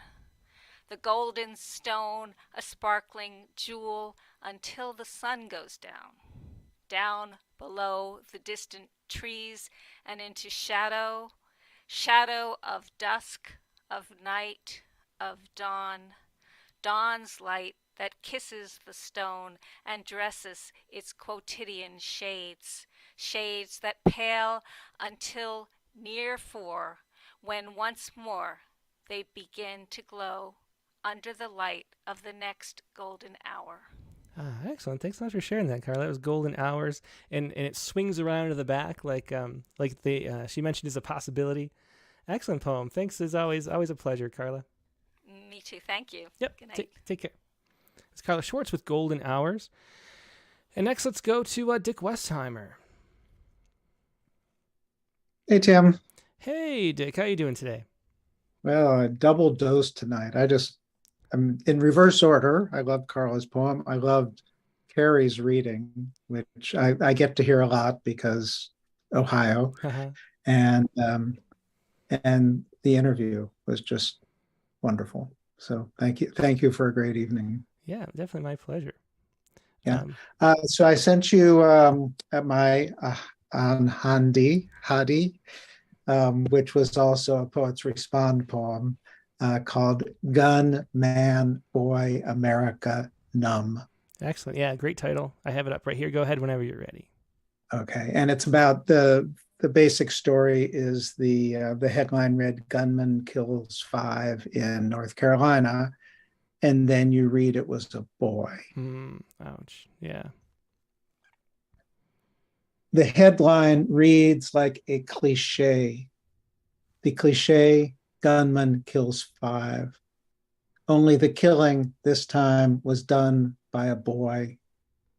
Gun boy is not a cliche yet. Yet, when the next blood is let by a boy with a gun with the name America etched on its stock, I will be numb. Numb once again to the news of bodies strewn on another street in somewhere America, unless that headline reads here. Yeah, great poem. Thanks for sharing that. That was Gunman Boy, America Numb. Yeah, excellent poem as always. Thanks for sharing that, Richard. Yeah, thanks. Yep. Thanks for the evening. Appreciate it. Yeah, my pleasure. Take care. Yeah, Richard Westheimer with both a prompt and a Poets Respond poem. Let's go to Angela Gartner, since here she is. Hey, Angela, how you doing today? Good. How are you doing, Tim? I'm doing great. Yeah, it's great to see you again. It's been a little bit. So what do you have to share with us? Well, I think I wasn't sure which one to share. I guess I'll share because the seasonal signs are kind of going on. So even if I come back next week, I can just do that next week if that's it. But I kind of reworked this poem. It was actually a Poets Respond poem for a while, but then I just kind of, I reworked it just to kind of, it's very short. So okay. It's the Between the Living and the Dead. And what was the news story that inspired it? Well, it was about there was a pig that they brought back to life. It was like scientists who brought a pig back to life. They were, they were trying to see kind of how the heart kind of pumps blood and everything. Oh, yeah. So, but what's funny, so I kind of took out like the pig part of it, but I kind of went in another direction with it. But I still think it works, without the pig. So interesting. Well, let's hear it. I'm looking forward to it. Between the living and dead. It's like the flower in a pot with leaves of brown edges spilling over the sides. Put in the sun to revive. Sprinkle it with water. Pray it will grow. If it wakes, we sing. It dies again. We left it alone. Oh, very touching. That was a great poem. That's Between the Living and Dead. Thanks so much for sharing that, Angela. Thank you. Good to see you guys. Yeah, good to see you too. I hate to follow all these wonderful poets. I'm like, oh, you're a wonderful poet too. So I'm glad to have you here. Thanks, Angela. Thanks. Have a great day. Yep, you too. Bye. It was Angela Gartner with Between the Living and Dead. Next, let's go to, I think Chelsea is a first-time poet here. Chelsea Palermo. Hi. Hey, Chelsea. Yeah. Thanks for joining us. Hey, how are you? I'm glad. Great. Yeah. Where are you calling from? Oh, I'm in Jersey. Excellent. Oh, perfect for Robert. Yeah. Do you know Robert? I don't know him personally, but I've seen him. I saw him at Monmouth University a few weeks ago doing the poems and the jazz. Oh, really? I'd never seen that, but I would love it. Yeah. Oh, you would. Yeah. I have some recorded. I don't know. It was really good. Yeah. Awesome. So what do you have that you'd like to share? I got to find it now. I'm sorry. No problem. I just took it from my email. Was there a prompt? I didn't do the prompt. So what it is, you could share whatever you want. Cool. But we have prompts. We have poems about current events, recently published poems, or just whatever you want to share. It's totally open lines, but one poem max and a 2-page max, I'd say. Is the okay, rules. Cool. Yeah, this isn't it's less than 2 pages, so that perfect. Works. Okay. Other than that, it doesn't fall into. Okay, so I'll just read the prompt. Yeah. Until I sat on top the splintered monkey bars infinite hours, peering foursquare into neighbors' yards, dogs barking and breeding at the corner fence, rakes left to rust, slanted sheds, dying grass, aluminum pool filled, clear blue water I longed to dive into. Until afraid to climb back down, I'd call for my mother. Sliding glass door closed, smoking cigarettes at the beige counter, my mother head down, reading police blotters, obituaries, scanning for names she once knew. Until breathless, until certain she could not hear me, would not help, I mustered reserves to crawl towards the ladder and step down backwards. Until outgrown and a stranger unchanged the seesaw, loaded the swings, slipped the slide onto the back of a pickup truck. Until Bronson, whose son would die of an overdose decades later, would come calling at the door late nights. Until I learned the art of the turn down. Can we curse? I'm gonna. Yeah. Okay, it's coming. I don't know. And John would fuck the neighbor down the street and have a baby. All the teen moms to be on the block. And the drunk would watch the young teen who gifted me old clothes and brown paper bags changing through her bedroom window. And Stephanie would slam out the door, scream clanging, and light a cigarette, busting down the block. Until summer nights when I climbed out my bedroom window and sat on a slanted garage roof while my mother watched True Crime, America's Most Wanted, the volume inescapable, until I crawled into the night for some semblance of silence, my mother still waiting for the release of the man who killed the girl who looked just like her, body never found, on the verge of teenage years. Sometimes smoking pot, rolled joints in my pocket, sometimes watching the neighbors come home. Under the stars, some new moon, some new transit, listening to the street, the long branch gliding leaves along the gutter, a housewife scream, her husband banging furniture, slamming bodies, feral cats fighting in the weeds, sometimes sounding like lost children in the night, forlorn, looking for a way back home. Until the story unfolded across the newsprint, murder released, my mother shook, the girl who lived down the street dead now 40 years, my mother calling her back in her mind, still searching, still remembering, a man, the car with broken locks, who stopped her on the sidewalk, and how my mother, 12, kept walking until she made it home. Wow, that was a great poem. Thanks so much for joining and depressing, sharing that. sorry. Yeah, Yeah, the rhythm thanks. and the reading of it, just beautiful. Thanks so much. Thanks. Yeah, Thank you. good stuff. Thanks for joining, Cool. Chelsea, and This was hope you do it great. again. Yeah. Yeah, thank you. Yeah, that was Until by Chelsea Palermo. Next up, let's go to Audrey. Hello, everybody. Hey, Audrey, how you doing tonight? Just happy to be here. Yeah, well, we're happy to have you. So what do you Thank have you. for us today? Okay. This is an oldie. At the Montefiore Cemetery, 2015. Curious that theirs is the only one in this row of staunch granite slabs that tilt. It stood straight until she arrived to lie beside him. But that's how life was with her, like standing on the head of a pin or on a bit of brittle ledge above the falls. No way to know if you were heading up with the wind or down to the rocks.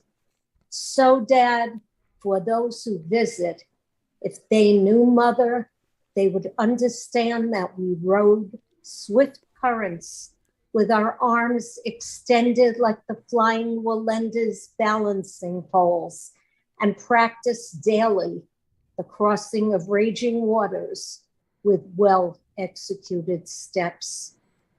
Oh, that was wonderful. That was at the Montefiore Cemetery 2015, Audrey Friedman. Mhm. Yeah, thanks, Audrey. Beautiful lines in that poem. I loved it. Thank you. Thank you, Tim. Yeah, take care. You too. Next up, let's go to Jennifer Elise Wang. Hey, Tim. Hey, Jen. How you doing tonight? I'm good. So I'm going to read, this was actually, I think, last week's Poet Respond, since I had to miss last week's Yeah. battle. Yeah, this was inspired by Constance Wu's memoir that she recently released, and kind of the revelations that, like, her whole like that blow up on Twitter. There was just so much more behind just her being unhappy. She was actually like harassed and assaulted, and just so I just being an Asian American femme, I related a lot to kind of what she's talked about with her book. So I wrote a poem about it. Okay, yeah, let's hear it. Okay, I have a tiger. Just because I play a tiger mom on TV and am equally fierce in real life doesn't mean I can't be hurt. Tigers are endangered after all, being hunted by men and sensitive to habitat destruction. Despite being a hustler and a trailblazer for Asian American girl bosses, or a diva as some would claim, I still have wounds and weaknesses. My fairy tale ended with the last cut, and I've relented to men with power, because even crazy rich Asian women can lose the fortune, especially since less than 1% of us reach that top spot in the company, despite being in the top of our graduating class. A victim is not a model minority, and a survivor is a problem for making a scene. But I've had enough of being silent and supposedly grateful. So I'll sharpen my claws and tongue and carve my happy ending to my story. Excellent. Thanks so much for hearing that. Great ending there on that poem. I Have a Tiger, Jennifer Lee Swang. Yeah, thanks so much for sharing that. Let's see. Next up, we will go to let's go to Brent Stauffer so he's not last. For some reason, Brent is like almost always last. Hey, Brent, you there? Maybe he has to go last because he's not ready. Yeah. No. I think I'm. There you go. Am I here? Yeah. How you doing today, Brent? There we go. All right. Cool. I'm good. Robert Pinsky is one of my inspirations too. The Jersey Rain was one of the first books that just bowled me over from the first page to the last. And yeah, it was one of the first books I think I bought myself. I didn't have to for a class because I bought The Figured Wheel, which I've been carrying with me since that class. And I bought that just because it was a new book that he wrote. So it was one of the first. Maybe Kim Adenizio was the first, I think. But anyway. Yeah, that's really cool. It's really cool. And now look at me. I'm on the same podcast. You are. You definitely are. Live from the garage too. That's right. Maybe that's be the title of my memoir. It should be. I think it's a great title. Live from the garage. But so I did a prompt poem. As usual, I put it off to the last minute and was very much feeling the pressure of that fact. And so that's what I started to write about. Excellent. Yeah, let's hear it. All right, deadline. The hour, after lying in the grass a long while, is now rushing toward me headlong. Long ago, I told myself that soon I'd have to get ready for the sun to sink into a cloudy puddle on the driveway and hide under the dark red leaves. The leaves flung themselves from the trees rather than face the storm, stalking the unseen hills like the Lord looking for Jonah. Jonah didn't want to go to Nineveh. I don't blame him. Look at me, shivering now before the frightful mouth, that dark yawning maw filled with sharp seconds of the furiously approaching deadline hour. That was great. That was Brent Stauffer with Deadline. I love the way where you went with that. A very surprising turn. and then it came upon me, and we're here. There you go. And I didn't have time to revise or anything. Yeah, well, I know the feeling, especially today, because I have my rule at 4:30 my time. I have to be done with the poem. And it was 4:21 when I started thinking about it. Well, you did a phenomenal job. Thank you. Well, you did too. Thank you, sir. Thank you. All right. Take care. All Brent. right. Yep. Thanks a lot. Thanks, Tim. Bye. Let's see. Next up, we have a Patrice Wilson who hasn't been on in such a long time. I think since we moved from Sundays. Hey, Patrice, how you doing? I'm okay. I'm fine, really. Yeah, well, it's great to see you. It's been a while. It's good to see you. It has, yeah. I've been following on the Rattlecast some of the time. I think when you changed to Sunday, it was a problem for me to get, to to come to the cast. Oh, that's right, because you're in Hawaii, right? Right. Yeah. Right. Mm-hmm. So anyway, now I wrote a prompt poem, and right now it's called Andati for Two Lovers, 2022. But I'm thinking of taking out the word two out, so it would be Andati for Lovers, 2002. Yeah, sounds good. Let's hear it. Okay. How time ticks by no more. No fugitive alarms beep or leap across the air to our fragile ears. No more seams in our fabric. How into our fabric we've woven a fugue. Well-noted moderatos, adagios, largos, easy as streams flowing over mottled stones. How flowing over mottled stones over and over, we make them smooth, legatos above two small rhymes, at the ends of so many words, so many lines. And how so many lines do not rhyme as we compose, improvise new lyrical tunes to dance to under darkening skies.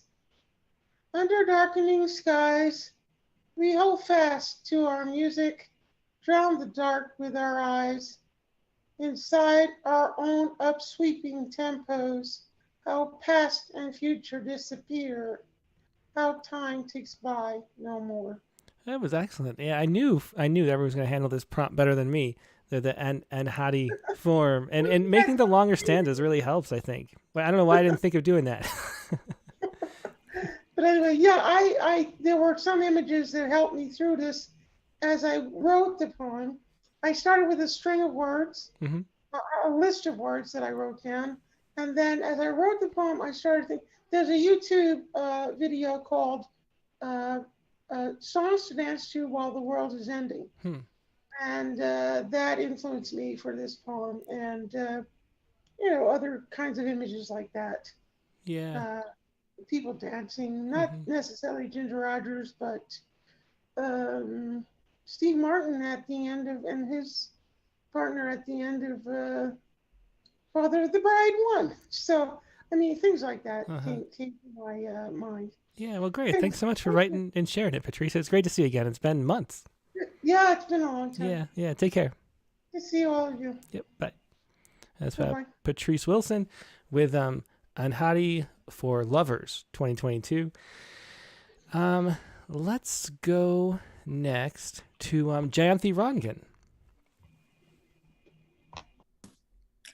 Hi, Tim. Hey, Jayanthi, how are you doing tonight? Good. So I have also written an Antadi poem. See, you say it much better than I do. What is very funny is this Tamil language. That's my language. Is it? Yeah. And so it has got 4 different sounds, which is represented by only one letter. Oh, wow. Like D and DH, T and TH. All 4 of them are represented by one. Oh, wow. One letter. Yeah. So this poem is called The Folds of the Brain. The 40-foot dog tether is all tangles. Shorter now, it halts the canine's reach of far fringes, limiting his scent discoveries and banning his squirrel rush. Rush of dementia has caked the plaque. Smaller now, the brain synapses have weaned, limiting her once lucid senses and canning her own logic. Logic helps me untangle the twists of leash, and I thread and unthread till the tight restraint gives in, bit by bit, unwraps. But uncoiling within the cranium is a gyri and sulci futility. Very interesting. Yeah, thanks so much for sharing that, Jayanthi. The folds of the brain.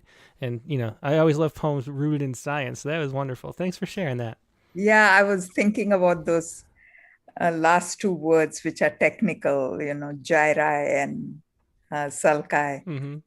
Yeah, excellent. I'm But so I glad you could guess share they are that. Yeah. short enough to fit in. Perfect. Yeah, perfect. Thanks so much. Always a pleasure. Thank you. Yep. Good night. Let's go to Carolyn Codd. Hello. Hi, Carolyn. How are you doing tonight? Okay.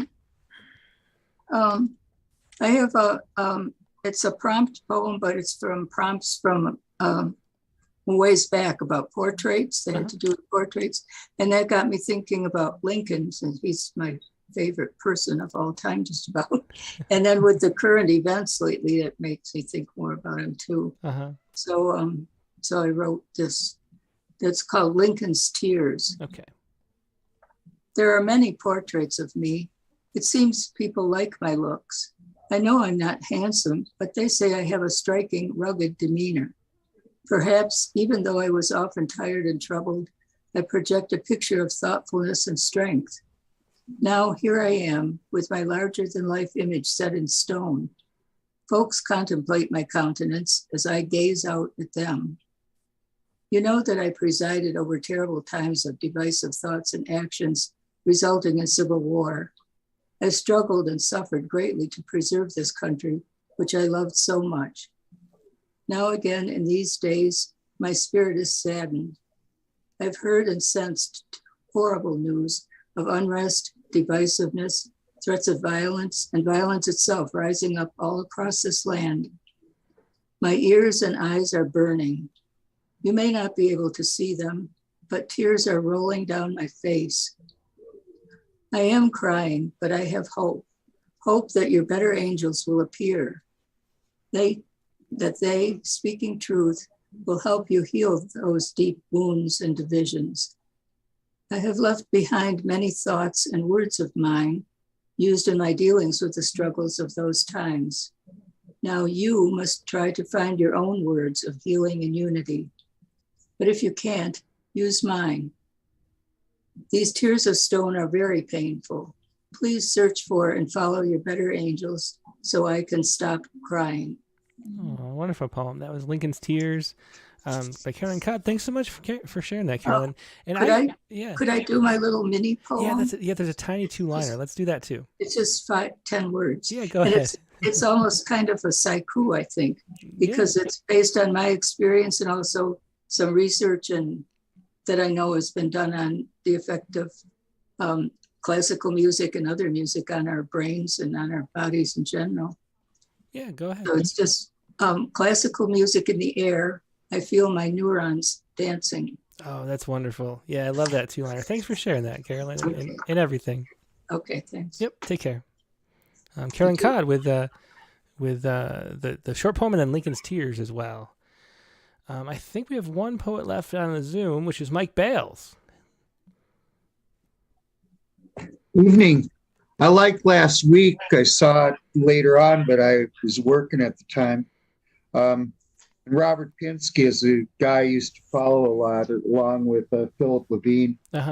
Yeah, very related poets, I'd say. I emailed a revision of this to you today. One passage leads to another. Okay, let me pull it up. Okay, here we go. Yep, I have it. It's kind of where I am at life from these poems. One passage leads to another. A soft rain falls, a passage as seasons change, and one lamp shines as I write the next story. The next story is a whisper, a reflection of my life, and as it unfolds, the night lies in shadows. In shadows, a dream, the one in many lives I've lived, I live again, seamlessly in solitude in the middle of the night. The night lies still, touched by an October rain, summer turning into fall, another scene shown, nature's refrain. Yeah, excellent. Love the rhymes there. That was thanks. Yeah, Mike Bales with one passage leads to another. Thanks, Mike. Yeah, take care. Always a pleasure. Thanks. Let's see. So that is the poets we have on the Zoom. I wonder if Nivedita and Ted have both sent poems. I wonder if Nivedita's on a video this time. Yep, Nivedita did. So let's play Nivedita's video. And Matt Mooney, looks like you're trying to come in on the Zoom, but it's not connecting. So if after we get to Nivedita's poem, can't scan this file. I wonder, can I play it? Hang on one second. Oh, I can do it like that. Okay, so I'm going to do it like this, I think. Hang on a second. I think it might be quicker to do it this way than downloading the video. So I'm going to open it up in a Word file, put the poem in a Word file. This is Infinity is just a number, and it's Nivedita's poem. Of course, it's like 4 a.m. where she is in India. So this will be much better. Can I do it that way? We'll see. Okay, so I'm going to move this over here. Sorry for the difficulty here. Okay, so I'm going to move this over here. Will that work? Maybe I should just download. I'm sorry, but I think I should just download it. Let me download it.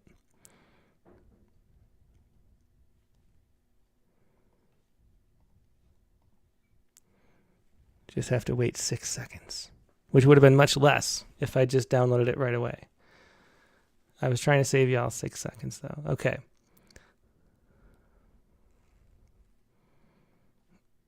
Okay, so here we go.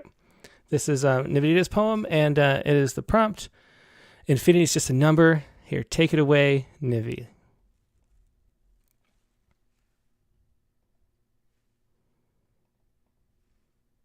Hello, my name is Nivedita, and this is my attempt at the prompt poem for Rattlecast. So the prompt this time was to write an Andadi poem. Andadi is a Tamil word that means without beginning or end, and I've attempted to do so. I have also included the title of the poem as part of this never-ending cycle. The poem begins with the title, continues on, and ends with the title again, and everything is in continuation. So here goes. Infinity is just a number that we don't know the value for if we did, then chaos would reign supreme. Supreme though infinity may be, we don't know its value.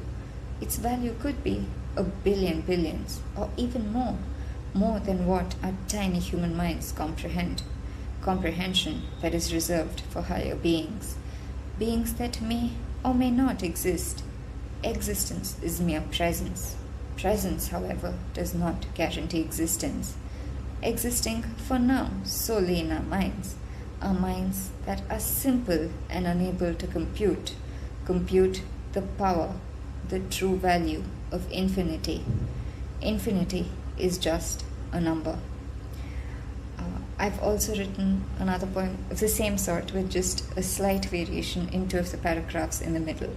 So here goes. Most of the poem is going to be the same except for 2 small stanzas in the middle. Infinity is just a number that we don't know the value for if we did, then chaos would reign supreme. Supreme though infinity may be, we don't know its value.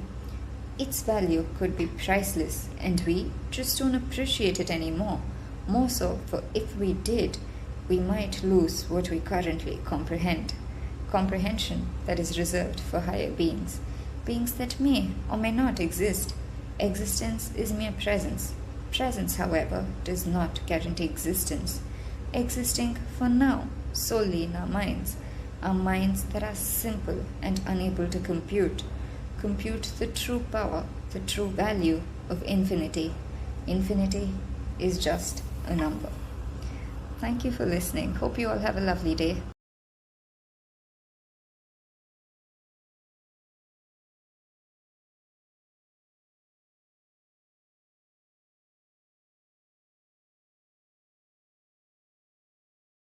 Yeah, anyway, that was Nivedita Karthik with Infinity is Just a Number. And so such a pleasure to have Nivi on the show, as always. Let me see. I think, yeah. Oh, Matt Mooney's here. Let's see if we can connect with Matt. So I'm asking you to unmute Matt. Hopefully you only have the one Zoom. Thank you very much, Tim. Yes, Hey. 2 in the morning. Matt, hopefully you only have the one. Matt, I still have you on. I'm getting an echo. Yes. So Yeah, so you have to turn off YouTube or whatever, wherever you were watching this originally, and just have the Zoom open.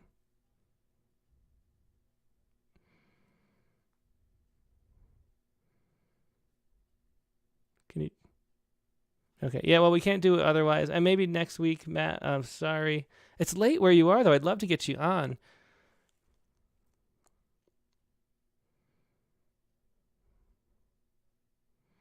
Yeah. It's you just have to have the Zoom and not the if you close your web browser, it should take care of it.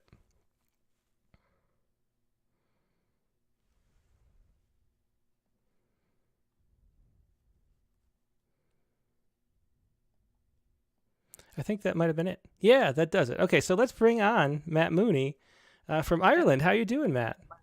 Yeah, that does it. Okay, so no, that didn't work. Sorry. I'm still hearing the echo.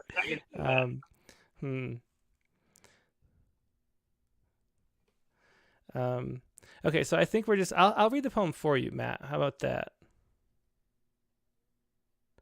No, I'm still hearing the echo. So I'll read the poem for you, okay? Yeah, sorry about that. It's just playing in two places at once. But I will I'll read and share this, and then okay, so I'm going to mute you, and then I'll just share your poem. It's Songbird. This is Matt Mooney's poem. Matt Mooney from Ireland, and staying up very late, so I'm sorry that the audio is not working. But with a submission, Matt said the absent one returns live in person. And this is his poem for this week, Songbird, and I will read it for Matt. Here we go. This is Songbird. Let me drop this too. There. Okay. Songbird. From the long night without to the dawning of you today, singing songs in sweet waves back on the gallery above me. And when the music stopped going out the door of heaven, I left you my longest look yet. Then silken threads of charm only you could weave for me, hauled up my heart and soul by strange bewitching means, catching me firmly, unawares, while walking away from you, wishing fairy tales came true. A wonderful poem. That was Songbirds. And if you see it, the lines are all exactly the same length. Really cool format. Thanks so much for that, Matt. So sorry that you waited up so late in Ireland and we couldn't get it to work, but it was wonderful to share this poem. I appreciate it. Okay, so that is going to be the end of the show. I think, let me see. What time is it? Yeah, so it's 7:11. Let me see. We have a few people more who sent poems in too. Let's do Ted Guevara's poem. So Ted says, party pre is one of the French words that shy away from my daily use, but I made sure I had a unique, colorful word to start my and hottie poem. Party pre either means architectural structure or preconceived notion bias. The image attached is under the subject of party pre. I don't know why. Very interesting. So here is an image. This is a, for those just listening later, this is a picture Ted sent us of a pool, an empty swimming pool, with a painting of fish in the swimming pool. So very interesting image there. Thanks for sharing that. I'm not sure if that's a painting of a painting too, or if that's a photograph. But either way, it's very interesting. And here's Ted Guevara's poem. Zoom out a little bit so we can actually see it. Oh, I can't. Here we go. Bias Dig is Ted's poem. Party pre, what do we make of this, the skin we fit ourselves in? We hold in confidence that it cannot be punctured and we leak out, or we can't escape through a gaping hole unknowingly. Unknowingly can be neutral, yes? No! Skinless as cold as winter. We freeze, then what? All our design and meaning need to be warmed, but not walled in. Just trust and stretch and not worry. Worry? We don't close in anything of monetary value, do we? We have a mind with edges. We have no chance of falling. Gravity is tamed and the fear of drop is covered by the mind. Or skin? Skin can't catch the mind even if the windows are closed. Brilliance would just shine through. And brilliance we need for seeing. We humans dream for the sake of flow and sky. Fantastic we must own to. Earn that gold of good. Good like the hands that dig and fill for the mere thought of keepsake, those huge shoulders and arms we have to flex our conscience deep into worthiness. We don't dampen spirit. Spirit would glow in the clay still, phosphorus of truth and air, make vigil, but coil those hands back, leave sincerity out of the box. Let us be free of gravity. Let us be free of this party pre. Hey, great last line. Let us be free of this party pre. I like that. Thanks for sharing that, Ted. That was Ted Bernal Guevara, once again, with his Andhadi poem, Bias Dig. And who else? We got Mike Bell, Susan Talley. This is Susan Talley's poem. She's not here, but let's read Susan's poem as well. The prompt is The Places Where We Lived, which was a prompt from a while ago, but she sent it just now, and I'll read it for her. Here we go. Prompt, Places Where We Lived. There is a place in my heart, nestled in the woodlands of Maine for a lazy summer afternoon, in our camp bunk, reading books. The weather warm and cool at night, afternoons tempered by the unspoken. Fragments of gauzy dust beams stretch over the wood, struck me at eye level when my bare feet crossed the floor. In the quiet, I let my gaze wander to the other girls, how we looked with books, propped on our knees, rested between elbows, pillowed arms raised in the air. I drift from my Hemingway to the blaze of sun between the pines as my eyes made their rounds, flux of joy and suspended disbelief. Very interesting. So that was Susan Talley's poem for this week, or for a few weeks ago, actually. And I think that we'll have to end it there.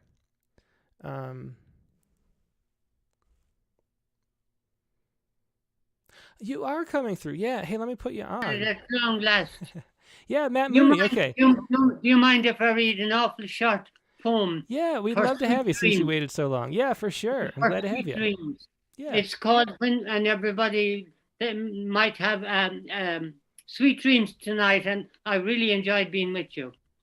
When dreams are spun, dark-haired, slow-eyed angel of the night, you appear to me, arms outstretched, reaching up your hands behind my head. Not quite embracing me, but face to face with everything I craved, but had no right. I held you in the dream, not mine to take. Our looks were truly locked in laser lines. Then I said, to live your love life to the full, and that from the observatory of my soul, I'd be happy just to see you come and go, till perhaps another dream of you is spun. Tenderly you asked if my heart felt pain. Yes, at times seeing things you say and do, and how you grace each exotic place afar, in your story unfolding in the book of you. Yeah, excellent. Thanks so much, Matt. It was great to have you be able to share a poem and have it work out right. Yeah, that was wonderful. Great. Get going eventually. Thank you. Yeah, great. Thanks a lot. I hope you can join again, even though it's so late. Sometimes we do have earlier shows if there's a guest from Europe or India or whatever. So maybe you can join us then too without having to stay up so late. I feel so fresh. It must have been very refreshing because I feel really fresh. Excellent. Well, maybe you can join us this late again too. Thanks, Matt. It was great to meet you. Thank you. Yeah, thank you. As Matt Mooney with When Dreams Are Spun. And that's the last guest we're going to have on Zoom, so I'm going to turn off the Zoom, and you can watch the very end of the show on YouTube. But here is the prompt for this week. The prompt for this week, or not the prompt, I mean the Sciku for this week, sorry. I'm not going to skip the Sciku. What are you thinking? The Sciku for this week. I actually like my Sciku much better than my poem. But this is from a press release from Brigham and Women's Hospital from Mass General Brigham. And basically, this is about how proof that eating food late at night makes you gain weight. So they took, in this study, they took people and they just had them have everything matched up. So they had, the amount of food they ate, the every other aspect of it, how much they slept, everything else, and they measured certain metabolism markers. And they found that actually if you eat late at night, you go through this metabolism process in which you're making fat more and your metabolism moving more slowly. So it's kind of like you're in like storage mode when you eat snacks at night, and you're in like use it mode when you eat snacks during the day, or just any food in general. And so that's sort of solving a long time mystery of whether or not that was true, whether or not late night snacking is actually unhealthy for you. And apparently it is. It's more, you pack on the extra weight for those calories rather than using them. So that was the poem for this, or the news story that inspired this poem. And here's my Sciku for this week. Oops, what did I do? There we go. Sciku, harvest moon, never quite feeling full. Harvest moon, never quite feeling full. That is the Sciku for this week, and that is the show for this week. Once again, a really wonderful one. Thanks, everybody, for joining me. It was a pleasure to talk to both Robert Pinsky and Kari Gunter-Seymour, two of my favorite poets in the world. It's been just a pleasure to have them on the show. Here's the prompt for next week. The prompt is, write a poem about a landmark in your area. How easy is that? And given that Robert Pinsky's book is Jersey Breaks, it's about growing up in that area of New Jersey, Long Branch, New Jersey, I should say. Find a landmark in your area like that and write a poem about it. That is next week's prompt. Next week's guest on the Rattlecast is going to be Cindy Veach. Cindy has a poem in the newest issue of Rattle and a new book too, Her Kind. And she's going to be just a wonderful poet. I love her poem that we published. Don't know much more about her, which will be fascinating. I kind of love it when I don't know the poet very well. I know her poems are great, though, and her newest book, Her Kind, is what we're going to be going over. That is Rattlecast number 165 with the prompt, write a poem about a landmark in your area. That's going to be next Monday, October 24th, the usual time, Monday, October 24th at 8 p.m. Eastern, 5 p.m. Pacific. Hope you have a great rest of the week, and I will talk to you soon. Good night.